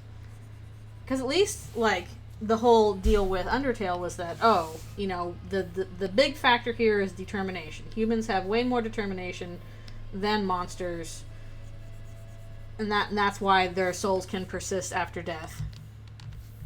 But in Deltarune, that's not the case. All Lightners have determination. There is no distinction where it's made where, humans have way more than monsters. They seem to both just have it. And since that was the big deciding factor between their souls and Undertale, I'm like, okay, if there's a difference between their souls, then what is it? Because it's not determination. And at the very least, it doesn't seem to be anything that causes significant conflict on a societal level. Like, they do seem to segregate themselves, but it doesn't seem to... as far as we can tell, it hasn't led to any wars. Xenofiction is fun. I just get the distinct feeling that there's a reason why the rules are different in this universe. I know that Toby Fox's... his priority is not world building. We must maintain the agenda. His priority is not world building. That's fine. But definitely from a fandom perspective, it gets, like, frustrating. Because they're like, what does this mean? What does this mean? And it's just like, it's just not important. It is as important as in the characters who dictate require. Where are all the humans at? Don't worry about it. So my argument, at least for... like, the Susie being half-human theory is... it relies a little less on, monsters definitely do or don't have blood. Because I don't think that's a solid enough case to build it on. But hopefully more on, like, hey, this is why this could matter for, like, character reasons. This is relevant to the characters. At least that's my goal. We'll see if I can communicate it well enough or not. I hope people like to have fun anyway. Again, it's crack theory. Chances are good it'll be kicked out. It'll be debunked. Next chapter they'll be like, what? Half human? That's not a thing that happens. You're crazy. And then boom, away it goes. But we'll find out.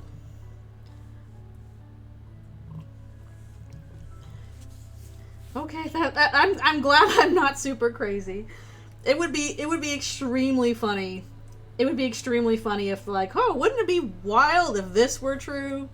And then that's the thing that ended up being true. I would scream myself to death goodbye.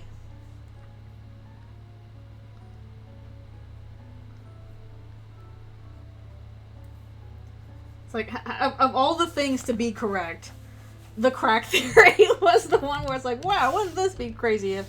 No, it was real the whole time.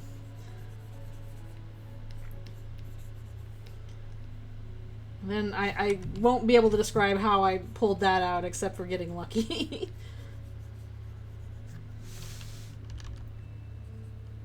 Yeah, at the very least, more people subscribing to it now, so that's kind of neat. I guess that wouldn't be the first time.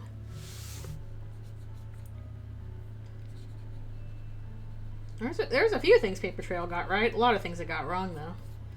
Which, bound to happen. Curdly slowly coming to life. You will be the last domino to fall, Kris. I don't know how Kris feels about it. It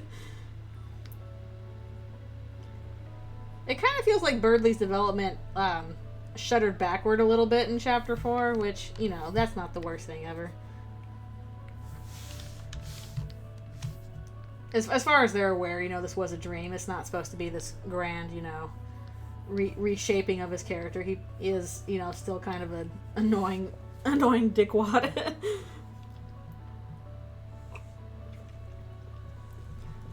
Only a bit.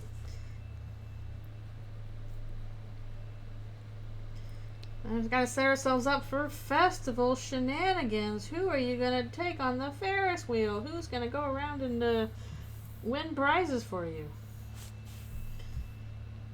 Speaking of Birdley, here he is. He's off to devour the masses, but in an annoying way.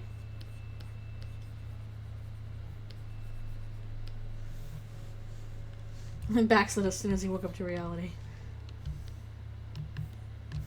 I don't know, an Eldritchrune.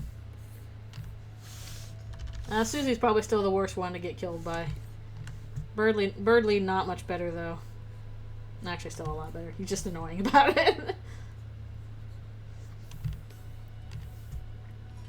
Run away! Run away! Yeah, especially the whole thing, and I'm like, Noelle, please stand up to him. As he's like, yes, I will take you to the festival. And she's like, okay. And Susie's like, no, she won't. Be gone.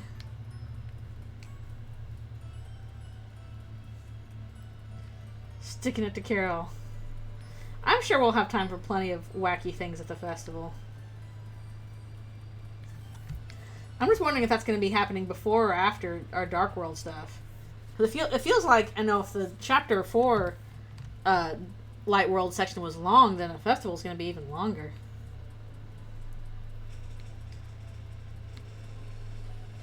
Yeah. Well, I mean, Kris is aware that, you know, Susie's pretty much like, I'm going to take Noelle to the festival. They were overhearing that, so... I don't think it would come as a shocker if Susie's like, yep, I'm taking Noelle to the festival, because they said, they heard her say that. Oh, this is my Kris. Me, my girlfriend, and the evil and intimidating human that hangs out with us. They're also in on the throuple. They'll be with us today. Okay.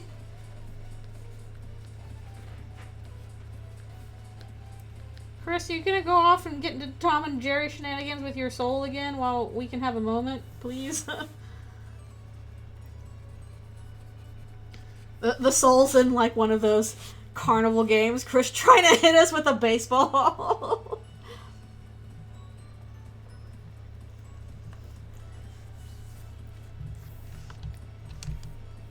Just like, I'm gonna get you.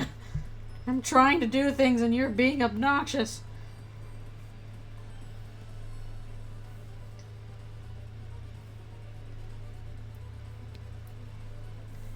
Soul's like, they'll never find us among the heart-shaped object prizes. Kris leaves us in a different Ferris wheel booth. We're just sitting there alone in the Ferris wheel like, huh, this is so awkward.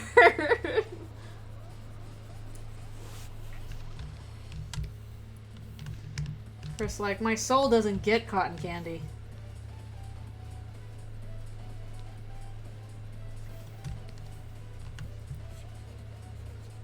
Also, I wonder if we'll see Jack there. There's supposedly, you know, he's like, I only come out for festival night.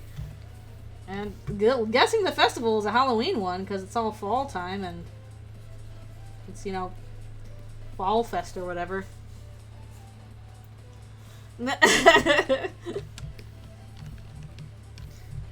Like, no, Kris, we're stuck in the Ferris wheel, please.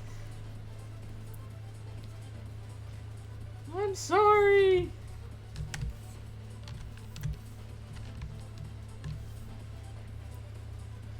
I'm sorry I tried to make you go to the festival with Birdly, but we thought it would be funny.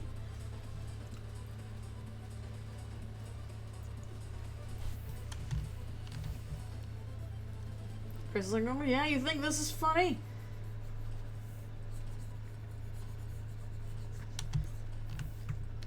Hey, we are getting the moss. They should be grateful for that. Now chow down on that delicious moss. Yeah, I can't play Snowgrave. It's just too upsetting. Even just watching those scenes, I was like, oh, I hate this so much. I hate it so much. This is so upsetting. I really think it was a, basically seeding part of the soul inside her. Yes, I have played both chapters. I'm caught up. I haven't played Weird Root because I don't want to play Weird Root, but I know what happens in it. So yes, I have played both chapters. I pretty much got through them as soon as I could the day they came out. Because I knew I could not use the internet until I did.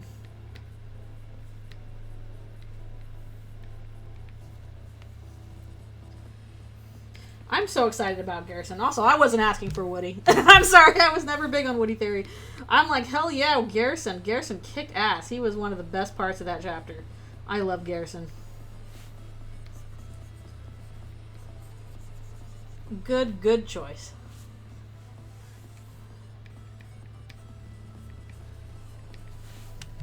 He was so fun. I'm old. Like, oh, we don't fight the enemies, we recruit them. Oh, like this? Just randomly recruits the enemies. I'm gonna one-shot this Titan here. You can help, though. He was so cool.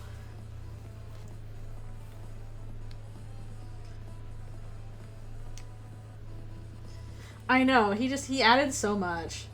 Is definitely what Susie needed at this point. I am working right now on Eldritchrune, which is a Deltarune AU that is a dark eldritch thing. All of Kris's friends are these horrible giant monsters. This is technically from the ending. I'm drawing the scenes out of order, but the ending is going to be like 20 parts long and ridiculously crazy to draw. So I've been poking away at the ending when I can.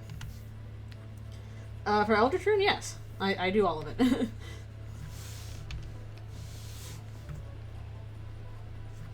That's mainly what I do.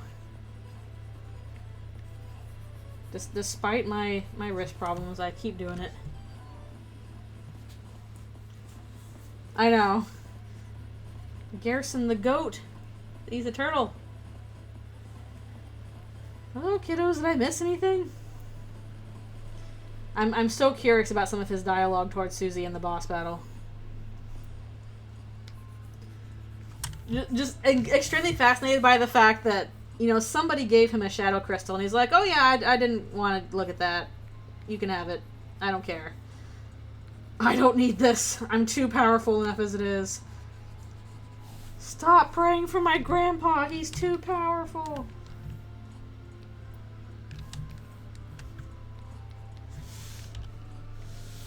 Also, I just love the fact that I'm like, he's dressed as J.R.R. Tolkien. He's just like, what if Tolkien could kick your ass? Oh, interesting. I bet that's got to be interesting. I wonder what if he has dialogue if you no-hit him. That's got to be wild, too. That's a really hard battle. I have not done it yet, but I'll have to replay Chapter 4 in order to get back to it, because I missed it. I missed it!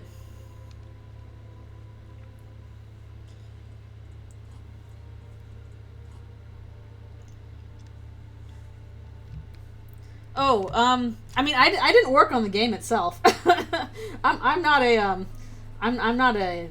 part of the team. I'm just working on a little comic AU.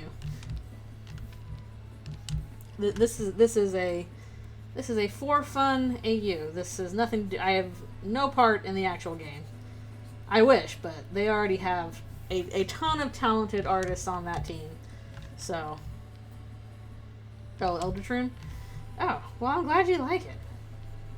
But yeah, usually streams are about this size. I'm sure folks be busy. It's also been a long time since I've posted any Eldritchrune, because I kind of took a break in the last 2 months before the new chapters came out, because I'm like, I don't know if I can finish the next scene in time. I'll just focus on working on the ending.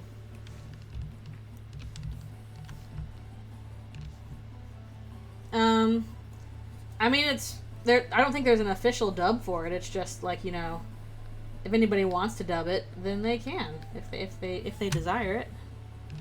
Like with most stuff. I don't think there needs to be an official dub.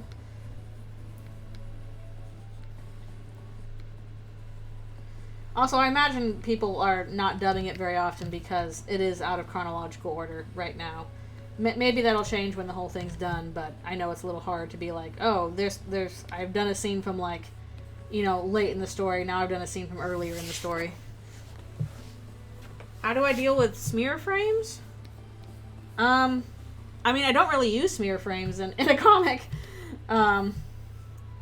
If I do, usually if I'm doing smear frames and like my storyboard stuff or whatever, usually just use like a motion blur thing.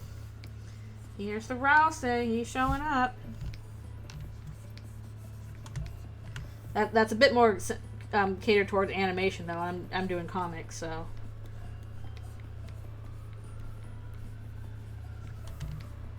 I should use smear frames more often though. They're fun.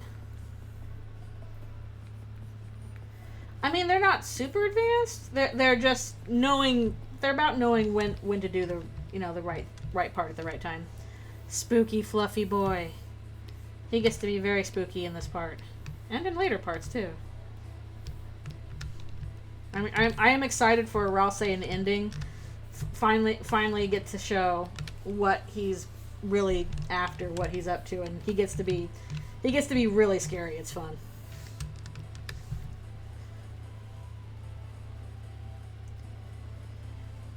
I don't think I've seen anybody animate it. I've seen dubs for it. I don't think anybody's animated it. I feel like I would know about that if that happened.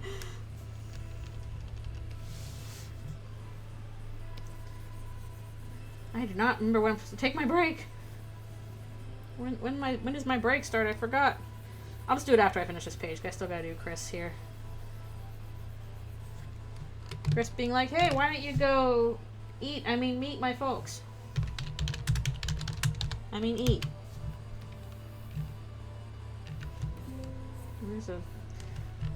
Grab the color.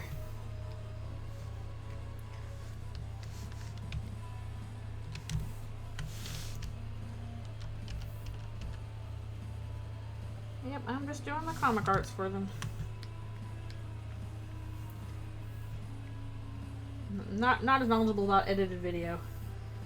I'm still mad that my brush is borked. Why, brush? Why? Why?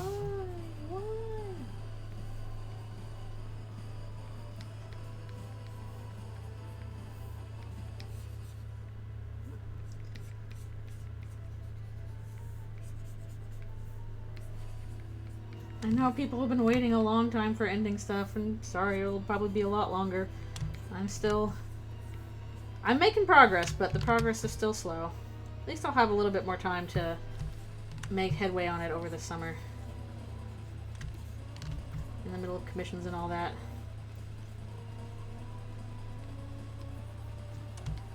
Just, woo, had to take a break for new chapters because those ate my brain, as I knew would happen.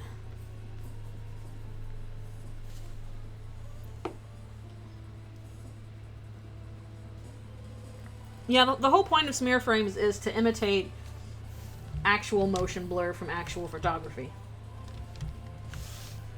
Because normally when you see things in real life and they're moving very quickly, they are not very clearly defined. So in effect, by smearing the image and making it less defined, it looks more lifelike and realistic.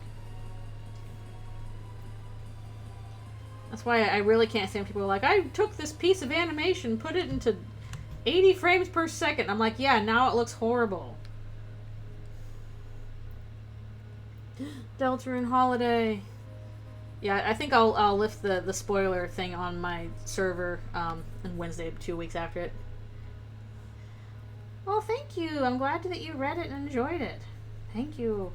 I do need to work on the next one. I probably will be starting up the next part in earnest once I finish this theory video, because the theory video is eating my brain. I just have to get it out of my brain first.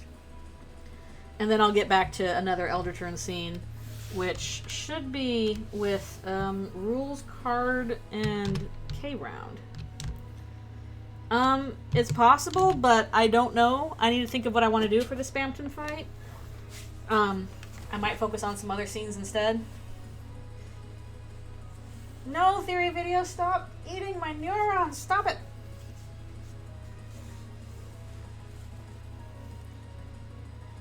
Yeah, it's like people are like, oh, games have to be at 60 FPS. Okay, that's fine, but no, animation has to be at a certain FPS. It looks really bad if you just add extra frames in. The timing is killed. But yeah, once I have this stupid theory video escape from my brain, I will get back to more Eldritchrune, and it'll the one I started on is I at least have layouts for funnier scene with rules card. Yeah, he's already melty. He's more melty and weird and gross here, as would be that thing that happens with him. And also K-round. K-round gets to show up. And then after that scene, I was hoping that we would get a Caddy and Jockington in these new chapters, and we didn't, so I might just have to go ahead with a meeting Caddington scene that I just make up on my own.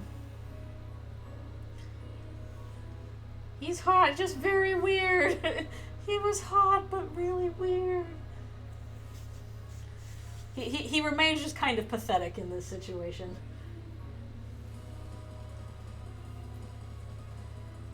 That's kind of a pathetic guy. Canonically, Rules is hot, weird, and has a flat ass. True. True. We left him in the oven too long. No. Also, there's worms involved. Gotta have worms. But yeah, and then I might do a scene with Cat where they meet Caddy and Jockington, because I know I need to do that. And then, again, I'm thinking, okay, maybe a thing from Chapter 3 I can do is something with the Shadow Mantle. I'm trying to brew some ideas. I think I could get something interesting with the Shadow Mantle involved. And I still have to come up with a tentative design, but I have to think on it more, because again, the TV doesn't exist in this universe. I'll have to think of something else.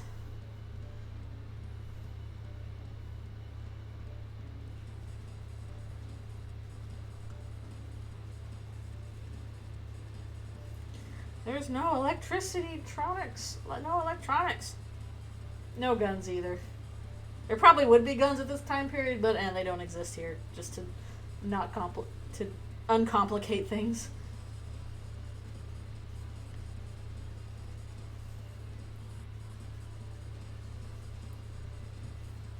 Will Drockington grow the beard? No, I don't think so. He's Caddy's tail in this situation, so the prophecy will not come true. He does not grow the beard.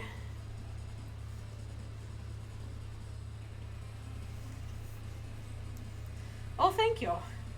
I wish I could think of a good scene for them. I have the design, but I don't really know what I would do with them, aside from them, you know, showing up to cause trouble. Will Jockington grow the beard next chapter? When are we going to see that in real life, if the prophecy predicts it?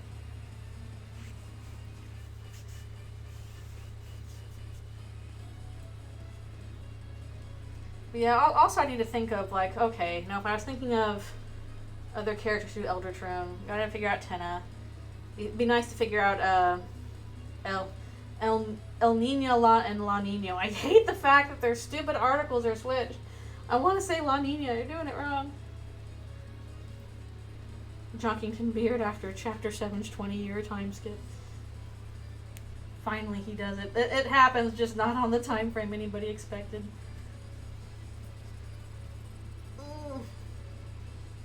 Alright, I will be right back for one more stretch and more water and all that.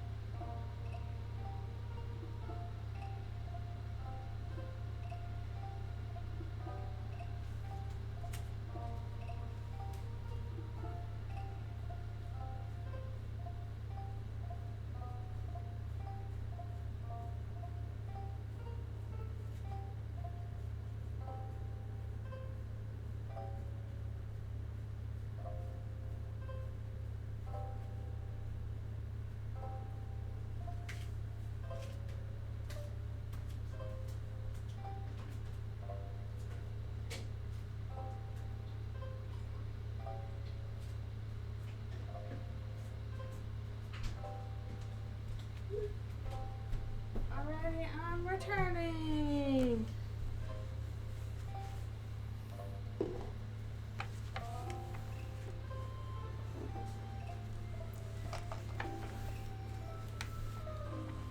How do you feel about combining the prophecy ends with the girl dying theory and Susie isn't the girl Noelle is? Possible. I don't know. I really wish we could say basically what that part of the... It's so frustrating that we don't know what that part of the prophecy says. Something bad gonna happen to somebody and we're not sure what. But like I said in that one ask, that the whole thing of the fact that we don't control Susie feels like this is a rule that's going to be broken is just sitting on my brain.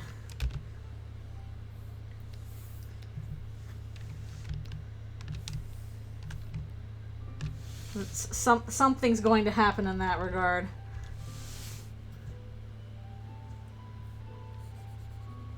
Well, I feel like Kris might have also seen the prophecy. We just didn't see it.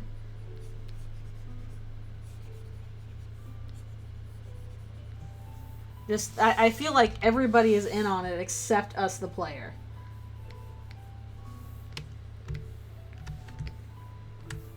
Which is really a delicious irony. And especially if, like, Kris is in on, you know, whatever's going on with Carol, they might know more about that, too.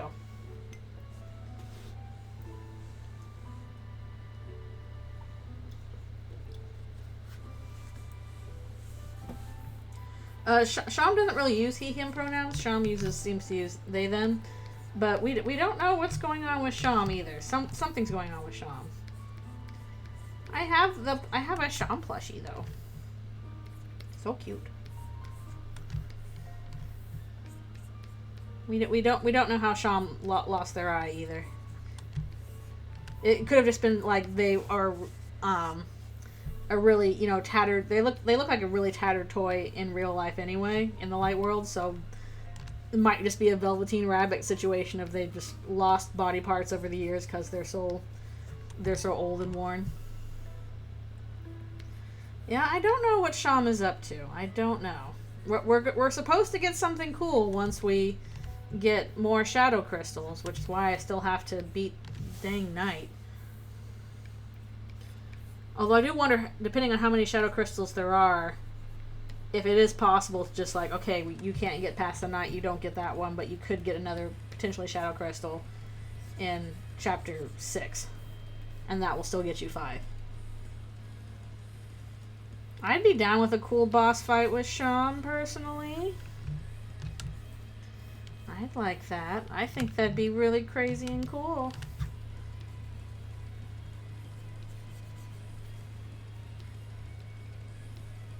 Also, another thing Paper Trail predicted by accident.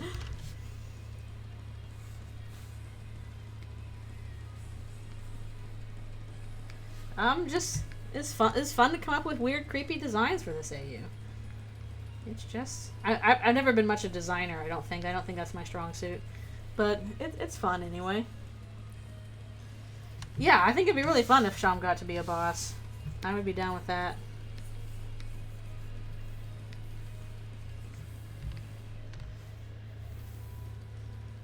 Of course, the force of 5 real-life days. True. It very well could be the hardest boss battle. No, Eldritchrune does have an ending. At the very least, it is not the same thing as Paper Trail. There is an ending for Eldritchrune, and this is it.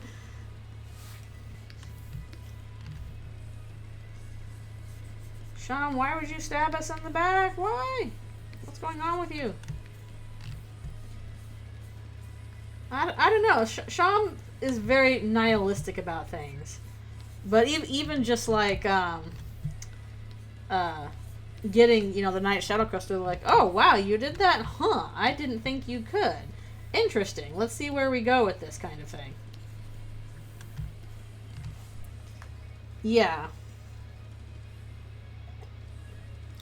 Yeah, they seem pretty resigned to things, but as we're like, oh, we did this impossible thing, they're like, huh, interesting. I will have some fun after all. Although if they're harder than the Night, I'm going to be like, Sham, please, please. They know they can't get us in the shop, so we have to fight them in the shop. Now you're fighting. Now you're playing with real power. Defeat me in my shop if you dare. Hello, hello, thanks for coming.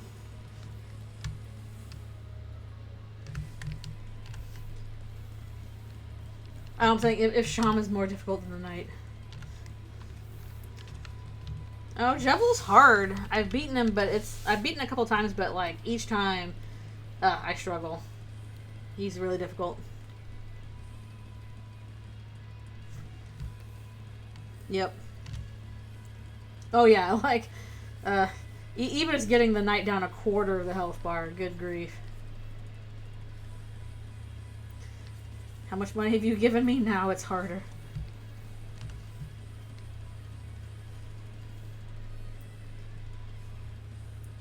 I know. I don't know, just, there are certain attacks there that I struggle. No, you have to get their health down, I think, 25%. Again, I don't know what I'd be doing for Eldritchrune in Chapter 3. We'll see. We'll find out. I don't know.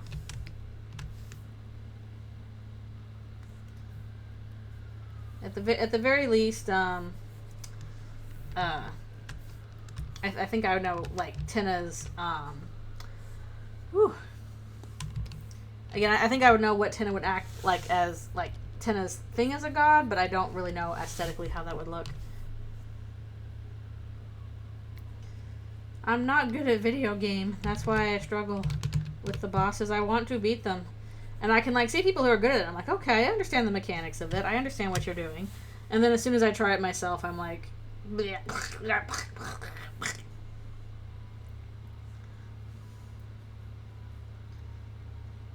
Well, you'll see eventually what Kris will do. That's what I'm drawing on right now. Because I haven't been able to get back to regular scenes yet. But because the ending is so dang long, I'm trying to make progress on it. Deltarune tomorrow. No, that was 2 weeks ago. Deltarune 2 weeks ago.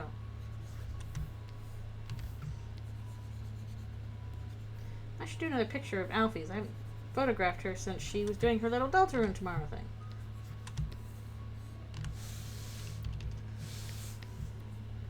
Deltarune yesterday.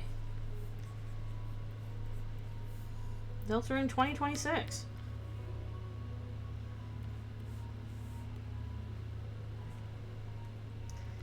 Yeah, we'll focus on him a little bit here. Just like, he's finally taken the hat off. Now it's serious. I need to break out my reference for him, though, because it's been a while since I've done that.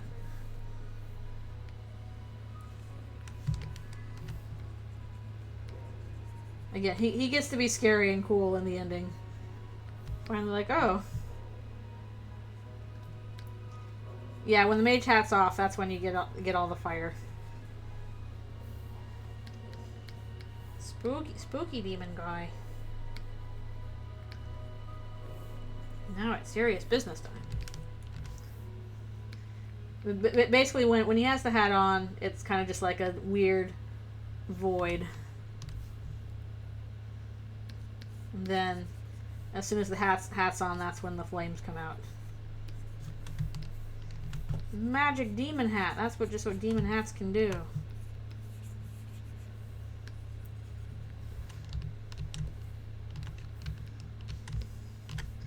He gets to be scary. Yay!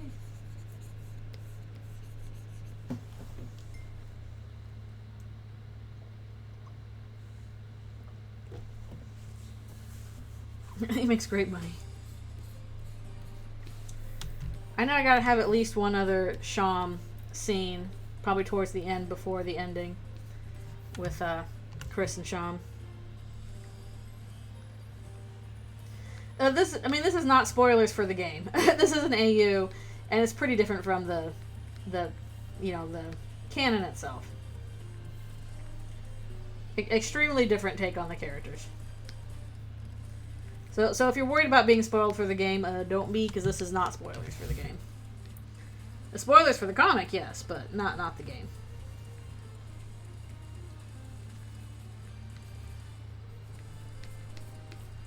Because I already know that the ending is going to diverge wildly with whatever happens in canon, so I'm not going to try and connect them. But yeah, we are probably discussing game spoilers in here, so if you really want to avoid spoilers, watch out, because we'll probably be talking about it. We have been talking about spoilers for the game. So if you're concerned about being spoiled for the game, then watch out, we might talk about it.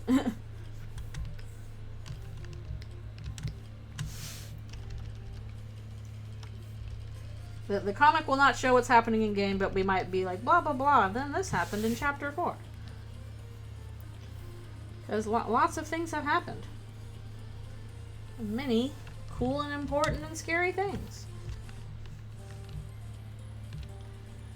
Okay, well, if you're not concerned about that, then yeah, we'll probably be discussing it. 2 chapters we don't know about later. Papyrus beats up Rouse. Where are you, Papyrus? What are you doing? We ain't gotten even a trussel of bones from you this time. Just, wow, that's a normal house inside there. Also the exact same house as in Undertale. He's the I forget what it's called, the Swedish goat.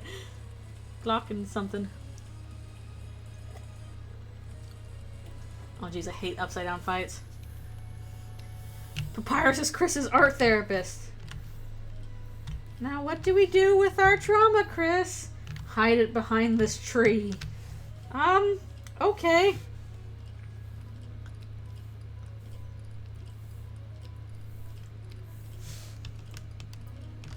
Kris, who's the guy behind there? No, there's nobody there, it's tree. Just tree.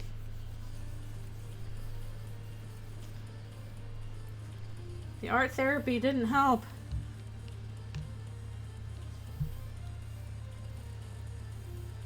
Hide your trauma behind this conveniently shaped lamp. Human lamp. Alright, we finished the, thing. So since we're focusing on Ralsa here, I'm going to, do stuff with him first for our shading. To play the 4th chapter. Ooh. I would not like that. We love our shaped lamps.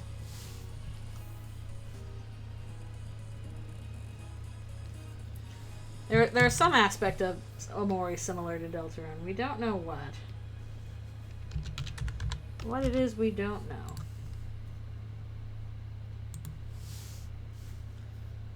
Okay, make him a little bit... Wait, this is the correct one, right? Yes.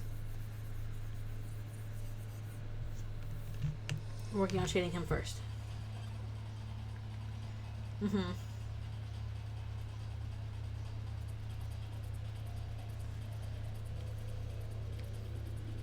And it slowly turns to horrors. I do think that there's some big difference going on here. When people say that, oh, you know, Deltarune is about escapism and how you have to let go of fantasy and accept reality as it is, I actually don't think that's what's going on. I actually, like, I used to think that. I used to think it was about, oh, you know, you have to, you know, you can't live in fantasy, you have to live in reality. I don't think that anymore. I don't think that's what the games are trying to say. I don't think it's as simple as this is about escapism. Yeah. Escapism is pretty cool. You do cool things. But I don't think it's that simple. My mind has changed. Honestly, I think it's about the power of fiction so much in that it's about, like, this is, yeah, you can't live in it, but this is something that needs to exist. This is some, like, oh, good grief. Basically, see if if both Undertale and Deltarune are about, the player's relationship with fiction, with video games specifically. And the difference is, if Flowey is an XP for the player, of that if you engage too much with fiction, then these things are collapsed into objects and, like, they lose what made them special. I kind of feel like Deltarune is almost in the opposite direction, where it's like celebrating the continuation and the reinterpretation of fiction. Basically, yeah, you have this story. You've been given this story. Now tell it again. Now tell it again. Now show how you do it. Now tell it again. This is, I don't know, I need, like, to sit down and write down my thoughts on this or something like that. But I feel like the point of Deltarune is not like, now you've had fiction and now you have to let it go. I feel like the point of Deltarune is, now you have fiction, now continue it. Do the fandom thing. Keep telling it. Don't forget. The baton has been passed to you. It's your turn. What happens next? Keep going. You write your own news story. I feel... hopefully my point comes across, but I feel like that's the point that we're trying to get at here. Just Gerson's whole thing with Susie. So you choose eternity. I choose not to have an ending. I will interpret this again. I will give them a new ending.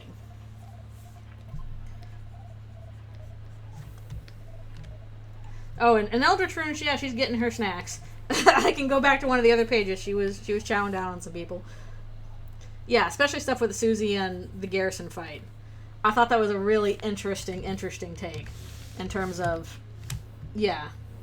What seems like the correct thing is not, let go of your escapism. You have to live in reality. It's, no, reinterpret it. Give it a new ending. Keep going. Yeah, he has passed the torch on to Susie. It's your turn now. Choosing eternity is the correct option. I find that very interesting.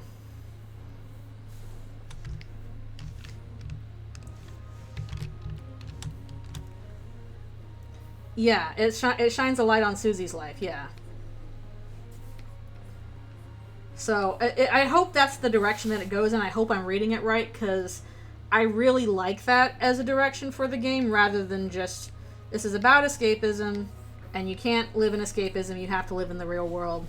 Escapism can be harmful to you, whereas this is like, no, escapism is a part of your life. It is something that is a responsibility for you, as much as real life is.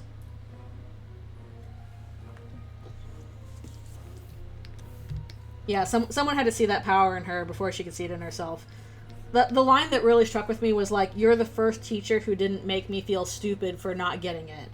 And I was like, oh, Susie. Maybe it's just because, like, I was raised by teachers. Teachers are all over my family. I have teacher siblings, teacher friends, teacher parents, grandparents, all that stuff. I live around a lot of teachers. So it was really, really sweet to get that sense of he got it right. He knew how to educate her. He didn't make her feel stupid. He made her feel like, no, you've got it. You just need, the tools to keep going. You can do it. I believe in you.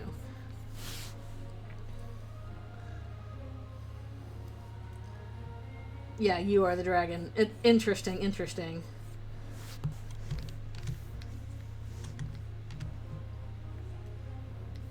Yeah, the fact that, like, showing how important a good teacher is, especially to a kid that's, like, been neglected. She's barely literate. She's in high school and she really can't spell well or anything like that. And he entrusted her, not Kris, he entrusted her with this letter to his son. Just,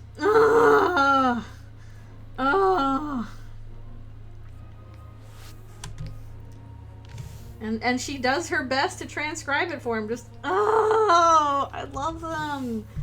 That was such a good story choice. I'm so glad we got that.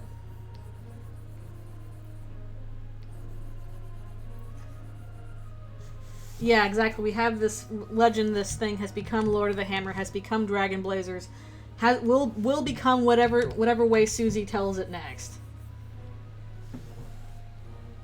If she chooses to continue the story. But she chooses eternity, so she does.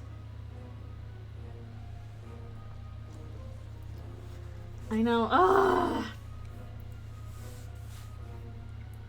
I'm certain that's probably the case, because the thing with teaching is, like, everybody learns differently. And something that may really resonate with one student, bounces off another. Sometimes as a teacher you realize, I can't reach this person and I can't focus my time on them. Yeah. Also the line about, I see a story in your eyes, burning black, burning everything. Oh, it goes so hard. It's so good. Oh my goodness. Oh. Like, I already loved Susie before, these chapters, and now my love for her is just through the roof. Please, let nothing bad happen to her, please. I need my girl to come out okay.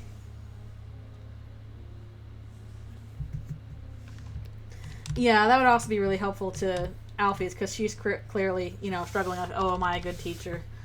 And she kind of isn't so far. Like, it feels like if the students aren't already decent enough at teaching themselves, like, you know, Birdley and Noelle, that it's kind of brushed off.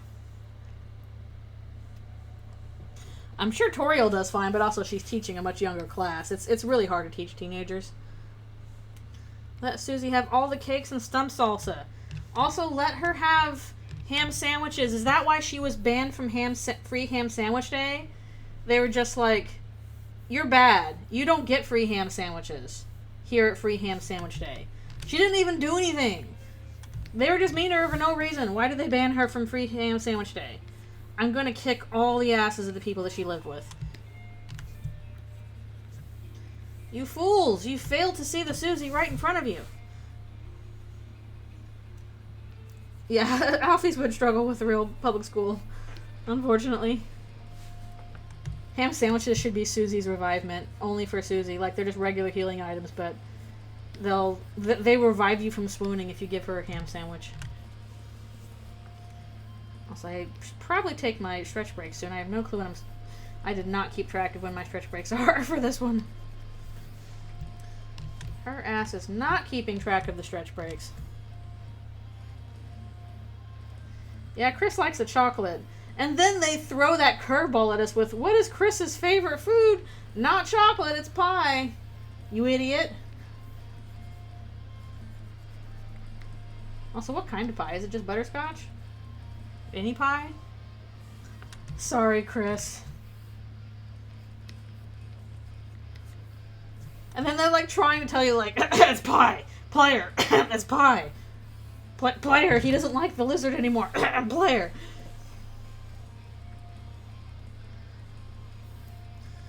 Yeah, I like chocolate fine. I'd probably prefer... Heck, you can have chocolate pie. Why not both?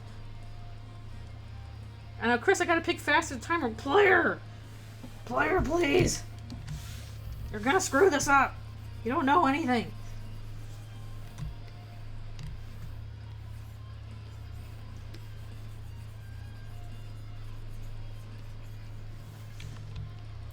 Like, I'm sorry, Kris, I panicked. There was a timer. Yeah, they can get some different answers from you, and sometimes they'll kind of wait to see what Kris picks and then jump over to whatever Kris is doing. Are we the baddies in Deltarune? No, I don't think we are. I don't think we're the baddies. I know. Why did you abandon Yoshi?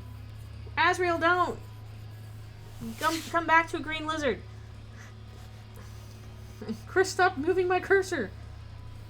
Kris is like, player, I'm gonna beat you with a hockey stick.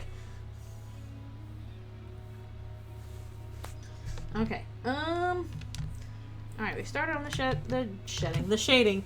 I need to take a stretch break and then we'll do one more session.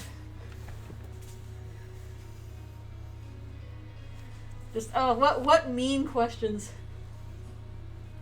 Yeah, we're the baddies in the weird route. Then we are not good. And so doing the Super Mario World speedrun strats. I know, what shenanigans will you get up to? I can only imagine it's gonna be even worse in the weird route, because Kris friggin' Kris. Ugh. Kris is fucking pissed. Yeah, so I ain't gonna do it, but I'll see what all y'all do instead. You can tell me what happens. I don't want to play it. I don't know if Kris would be mad at you for not taking damage, but I'm sure Gaster would be like, wow, dude, what are you on? What do you mean by get better? Yeah, Chapter 4 Weird was just so uncomfortable. Oh, that'd be extremely funny. He's like, hi, Kris, I'm home. And we're all like, wow, Azzy. I kind of figured he'd come in at the end of chapter 5, but oh my goodness, that would be a hell of a twist if he wakes us up at the beginning of chapter 5. And who's that weird skeleton downstairs? Kris is like, don't ask. Also, I have complicated feelings about you. Thank God it wasn't Sans. Pretty much. If Sans wakes us up, I'll be like, ugh. Dude, learn some tact, please. Even a modicum of it. I know you're the jokey jokester, but please, tact.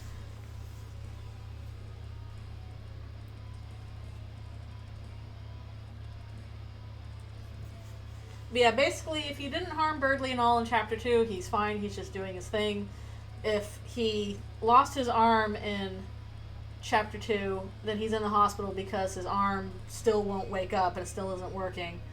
And then if you did the weird route and he's frozen, he's basically in a coma and they're like keeping him warm. I was like, kill Sans.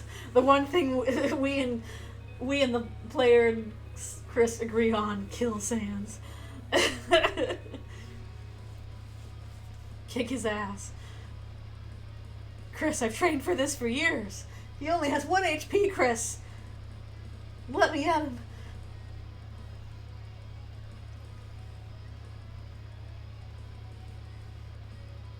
One arm club with Caddy's dad. Oh no, it was foreshadowing. The Kill Your TV thing came from like promotional material. Basically, Kill Your TV came from the Spampton sweepstakes. It showed up a couple of times there, and then like a couple times in like newsletters surrounding that. So that's where Kill Your TV came from. It really does feel like Kris has complicated feelings towards Azrael. I think they miss him, they admire him, but they're also kind of jealous of him, but they're also kind of like know that he's not the golden boy everyone believes they are. Maybe they feel guilty of something with him. I think it's just complicated. That they want to see him, but at the same time they are scared to see him.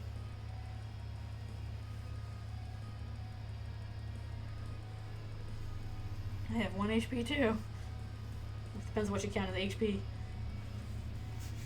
Yeah, if you pray for him at church, then he... Because that's what I did. I prayed for Azrael at church, and Kris just kind of monotonely says his name. It's very interesting.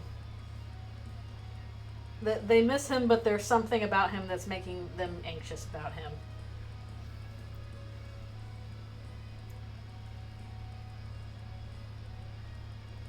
I know.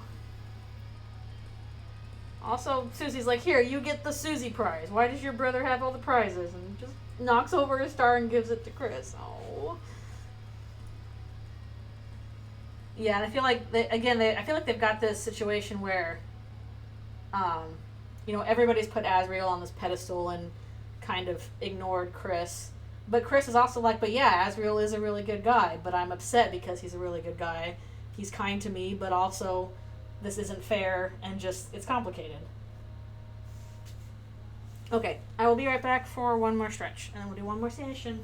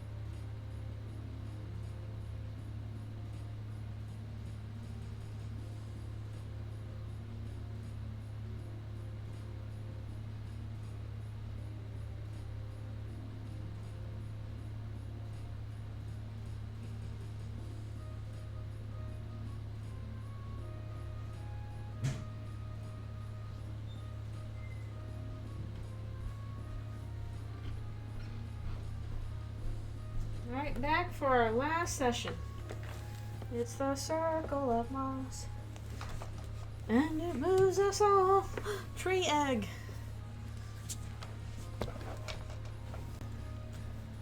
Let's see, did I do anything on...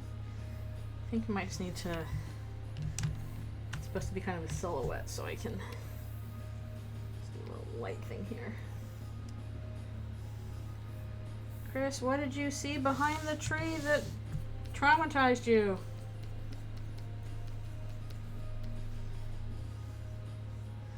Rouse is on a fun stroll in the light world. He's like, holy cow, here I am. Finally in the light world.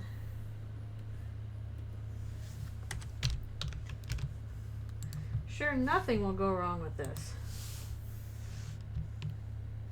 Yeah, they're having a great time. They are out to go get some snacks. At least Susie is.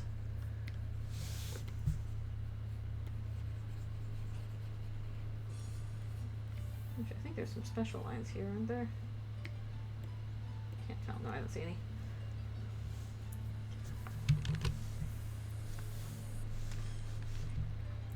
I don't know how she would eat the ozone layer. It's pretty far away. Ah, I'm dripping water. Ah! Why did you stick to that? Oh, whatever. The carpet's already a mess. In the spot where all my drinks are, because of course it is. Ralph say, nothing wrong with me. Nothing wrong with me. Nothing wrong with me.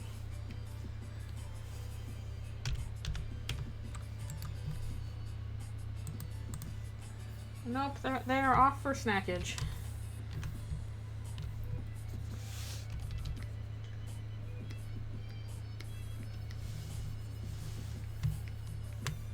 And Noelle specifically off to see the holidays, but otherwise people are like, snack time! Whee!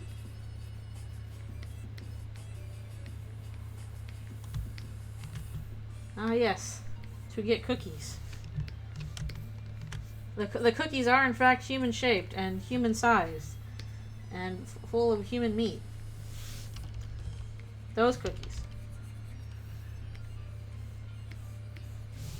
Which you could find at a bakery. It's complicated. Cause basically in the part where she first meets Kris, she's like, I want to go to the light world and find the mayor. So that's what she's doing.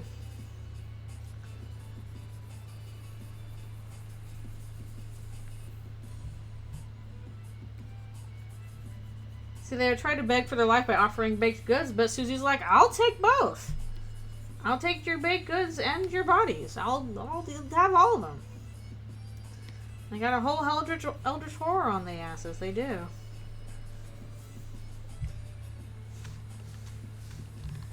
I just get the feeling I need to kick her ass. And more.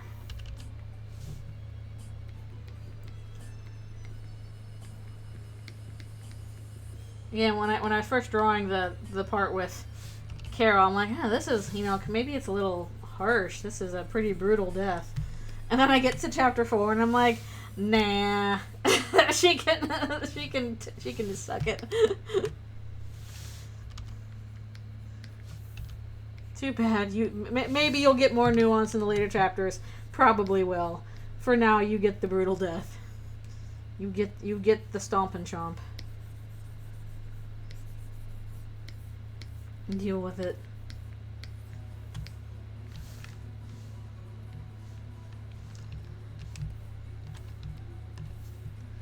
Getting in the way of the lesbians is a capital offense. True. Don't do it. You will be in trouble. Adland. But also, like, for Susie, while bread is great and all, like human souls, she likes the human souls. Those are the tasty parts. The tasty, chewy center is the soul. Kris is always there. Dum dum.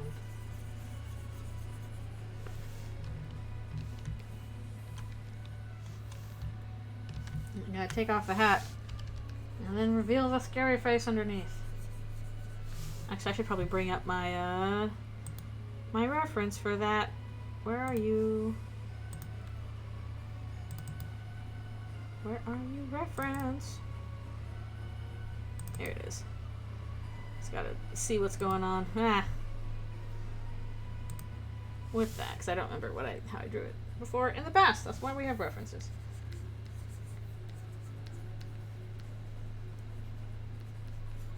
Also, shut up about back up your photos and AI and whatever. Windows. Get out of here.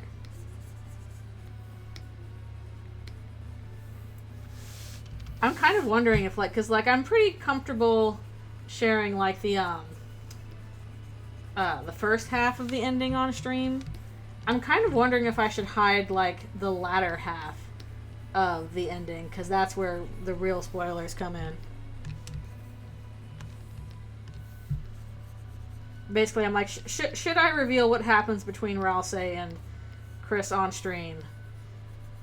And then what happens after that? Because that might be the stuff we want to keep secret. Like, I don't think it's much of a secret of, and then the monsters come around and eat everybody, because that's already been hinted at, but I did kind of want to keep the Ralse stuff a secret.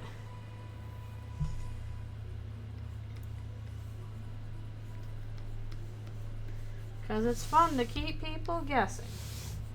It's not fun as my stupid brush, still not working.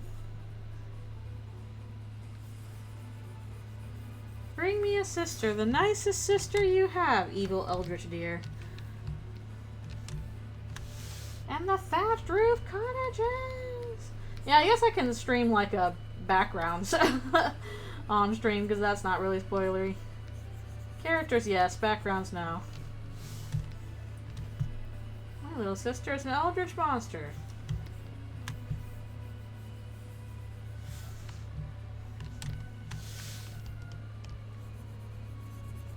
Please be nice to her. She will freeze you and or stomp you to death.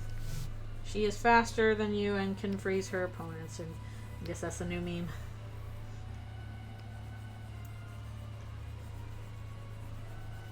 I'm really annoyed by the brush not working. I might have to restart and see if I can't figure out what's going on with the brush.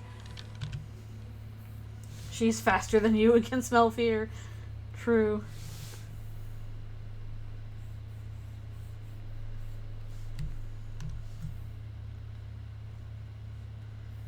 My sister's stuck in the code of the universe, the isekai.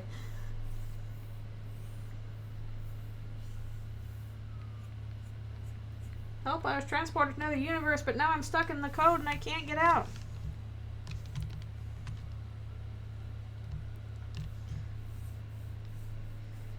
Help, it turns out I was in a video game all along and now I'm out of bounds. And soft locked. Help me.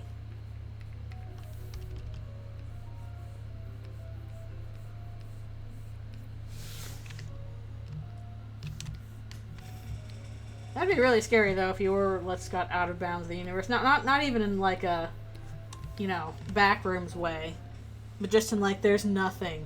There's not even backrooms. It's just nothing. That's scary. That would mess me up. There is no almond water for you here. Just jack squat.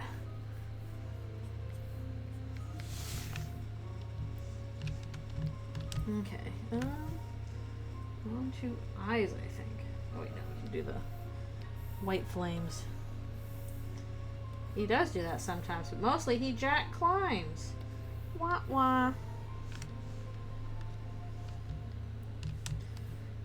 Oh yeah, there's more stuff to be had in Castletown in the new chapters.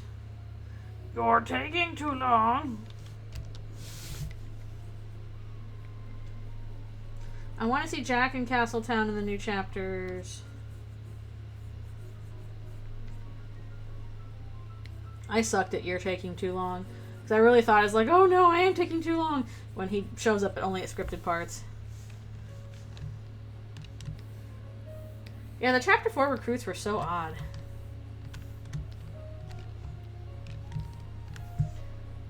Yeah, are we getting both philosophers? We're getting, like, you know, the ones from Susie's Dark World and the ones from the regular Dark World? What a horrible beast. It must have eaten meat and fire. This guy was much smarter than these brutes today. We can see only the carapace. It must have had brilliant feathers.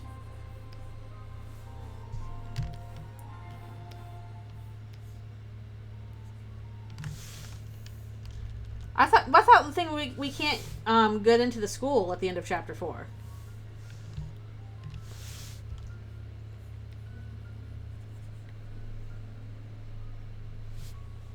Oh, that's funny. Lancer gets even more parents.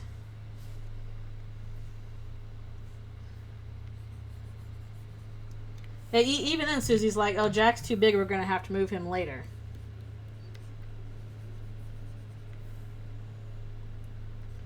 When you grab the mic code. Okay. So in a separate file then. Yeah, just playing through the first time, like, you can't go back to the school after chapter 4. It's just like it's closed. It's raining. We have to have this sad moment before, and hear Sans and your mom disco dancing away. Okay, you have to reload the third sanctuary file. Okay.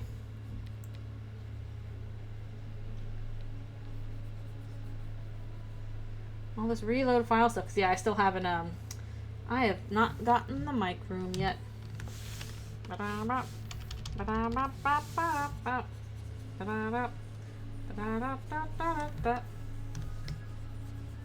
Put hats on your characters.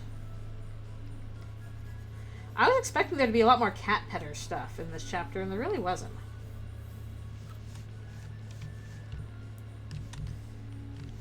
Well, we don't know if that's what happens. It's just whatever it is. Kris clearly is not happy with Sans being over and being absolutely obnoxious.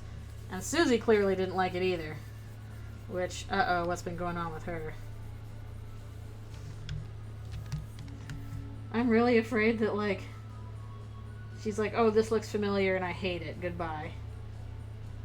And that she got her feelings about Toriel messed up. No contact while dancing while you're just like, oh, I'm getting sloshed.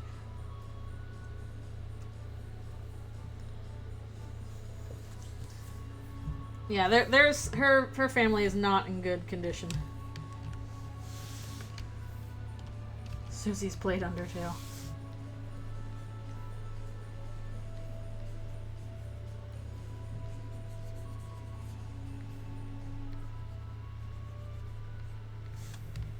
My family's fighting again.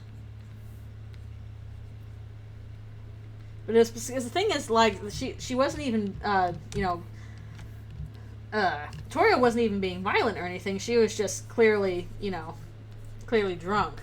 And that was enough to make Susie be like, oh, I have to go.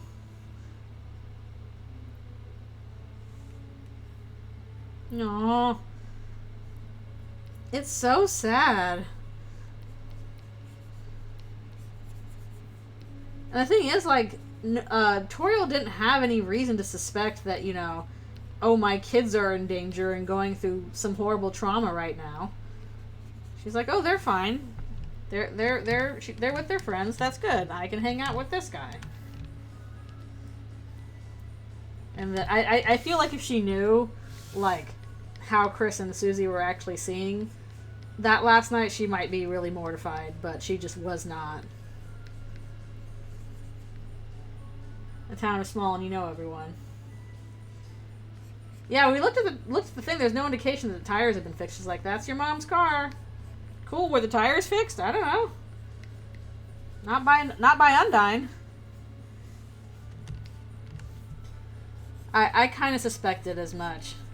I'm not that disappointed that we didn't get Toriel in chapter 3 because I'm like, there's a good chance that something's going to happen and she's not showing up. And she effectively didn't. Like, as soon as, you know, Tina's like, and this is our, you know, grand prize for this dark world. You have to win it. I'm like, it's Toriel. Toriel's in the ball. That's where Toriel's going to be the whole time. She's in the ball. Yeah, Toriel, Firegraves, Undyne, not going to happen. Just, nah. I know people keep being like, somebody's gonna die next chapter. I'm like, dude, Rudy's still alive. You all were saying Rudy's gonna die. He's not gonna get to church and stuff. He's gonna die. I'm like, he's still there. Nobody has died yet. Even Birdley's not dead. In Weird Rude. He's comatose. Although if it is a thing of like, do monsters actually like poof into dust immediately upon death or not, that would be why, no, you can't dust Birdley. That's permanent.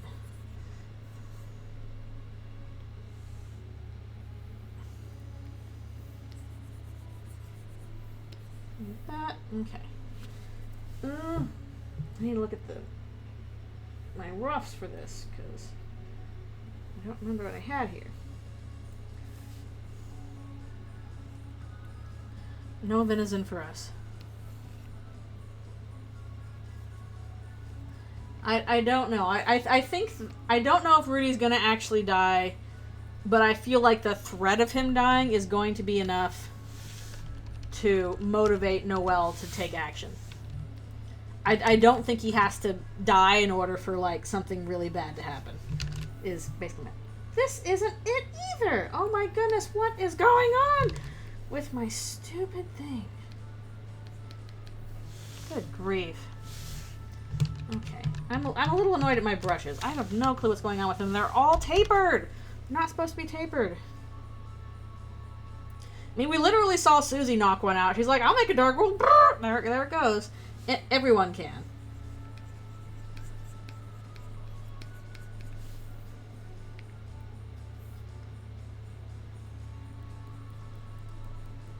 So Noelle absolutely could. Birdley was about to.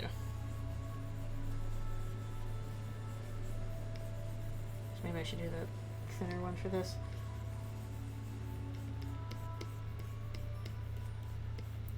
Find out why Rousey seems to know much. He just says he does know a lot. He doesn't even want to know.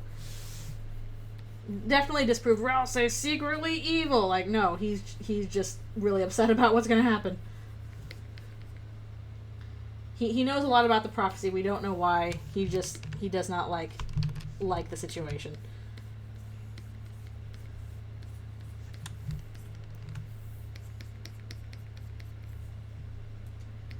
Okay.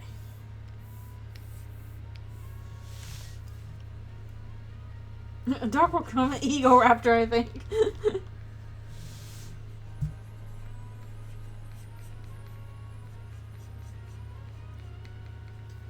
I'm trying to do like the kind of blackened teeth here.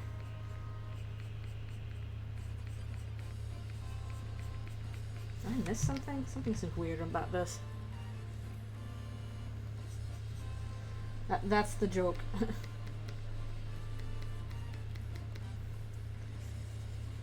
In the movie Remy. Ratatouille 2022. Chris's phone auto connects to the Wi-Fi. Hey, Chris, why is your phone working?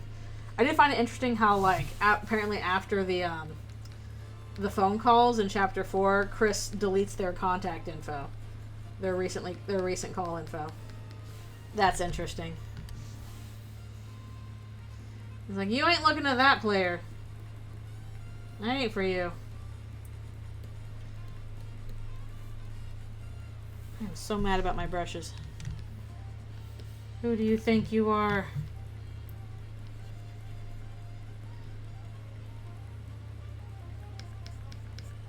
Baleated. And I'm pretty sure they can get at Toriel's contact back quickly, but... when your entire thing falls apart because the team doesn't know how to mute their calls.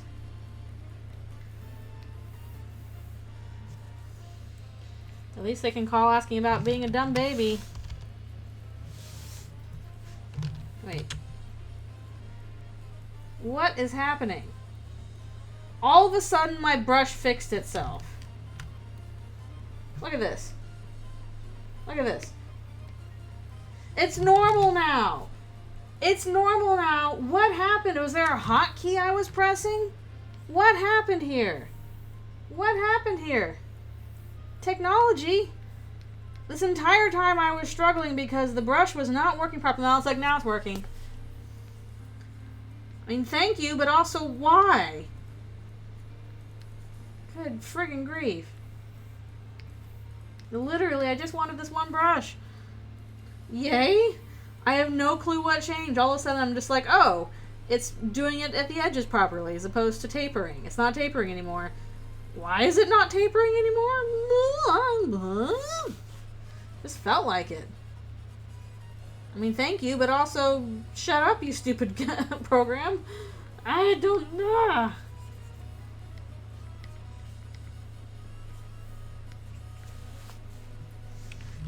Yeah, there's plenty of reasons why people just use paper and pencil. I'll say that.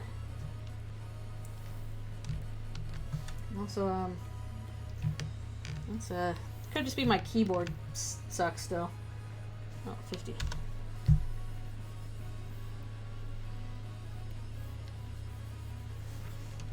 But my keyboard is crappy.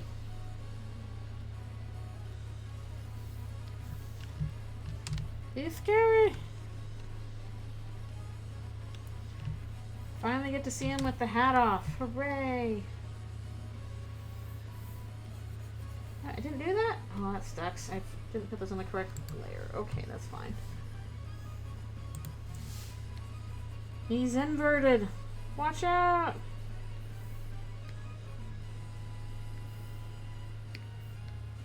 And now it uncorrected itself again. I don't understand a single thing that's happening. It was correct for like 2 minutes and now it's like, no, now it's back to being bad. I don't understand a thing that's happening. Why? Why?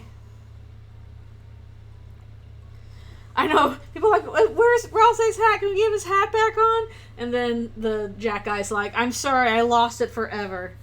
Like, it's so sad.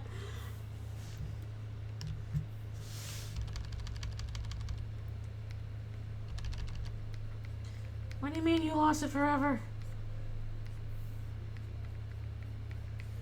You got burning eyes. It's fine. I'm gonna have to work on his eyes too, just to be like, okay, make sure you can tell he's looking at things. I'm pretty sure, I don't remember what, actually what I should really do is like a little bit of a hint here.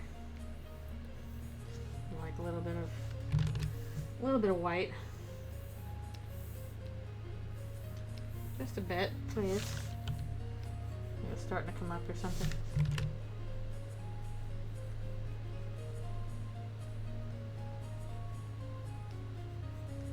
Just a bit. Gotta take off the hat.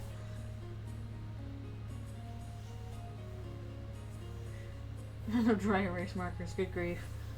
Okay, is this, let's see if this is the correct thing for special. No, it's not, 50%. I'm gonna make it look like he's on fire.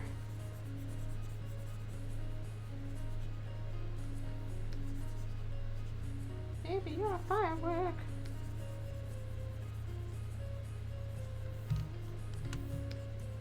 Oh, that's how I did it. Okay. I have iMovie stock music. Do do do do do. Cool. This page has shading on it. That's pretty fun. So we finally get to see hatless Ralsei. I have time for a little bit more. We can go back to the earlier pages and start filling some guys in. Now that we've done that, I need to figure out. Okay, what color should I leave the Eldritch Beast as this color? Because I think we're gonna have to bump. We usually bump the humans up to the lightest color and then work down from there. I'm trying to think of what looks good and pops against this. No, they will not be pink. It's all, I'm using like a very limited palette. This is Kris's color.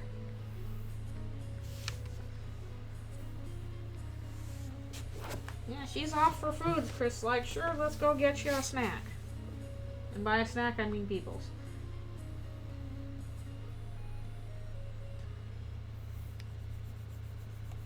What happened? What happened here? Look at that. Did I not do that correctly? What's happening? What is happening? Did I not? I must have forgotten to do the expand 5 pixels trick. That's why there's that stupid halo around there. No, just something happened. That that guy once cut me in line at the grocery store. Susie, kill him!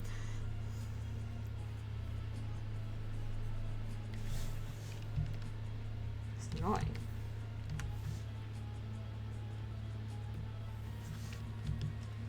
That's a lot of paragraphs, yes. I'm just trying to decide if I should...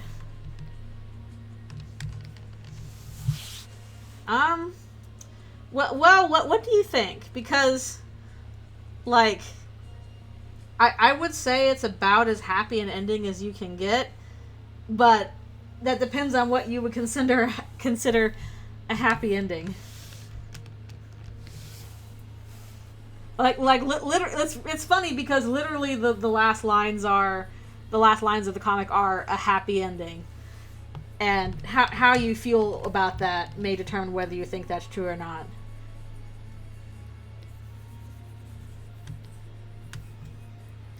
Well, we'll see. We'll see once we get to when Kris gets home to the family.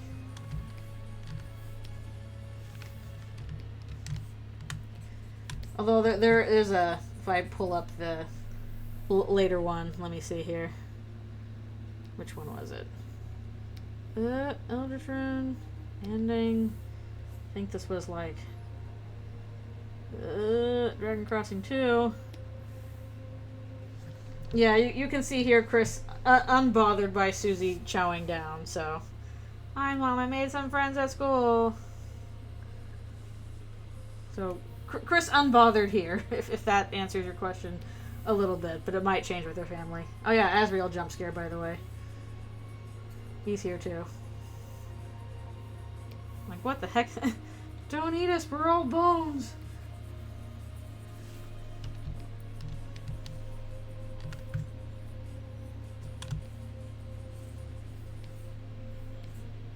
Okay. Shoot, I'm really trying to decide. No, that makes them blend into the background. Should I do it this way, maybe? I don't know. What do you guys think? In this situation, do you think the Eldritch Beast, 'cause I usually have them as a separate color from Kris and stuff, are they better off as slightly lighter than the environment or slightly darker like they are now?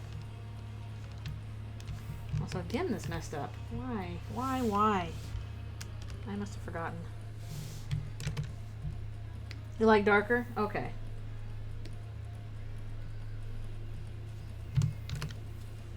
Okay, we'll stick with darker then. What is happening? Why can I not do that? It's the base, I guess. Something darker yet darker. Okay. Then we will stick with this shade for the beasts, as they're a little bit darker than the most of the environment, and humans are lighter. I mostly just want them to have a contrast with what's going on, so they're a little easier to read. But, okay.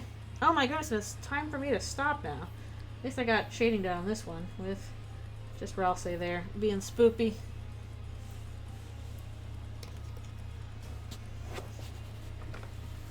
Kris is like, sure, knock yourself out, Susie. Have a good time. They did promise it. It's spoopy. Depends on the weather.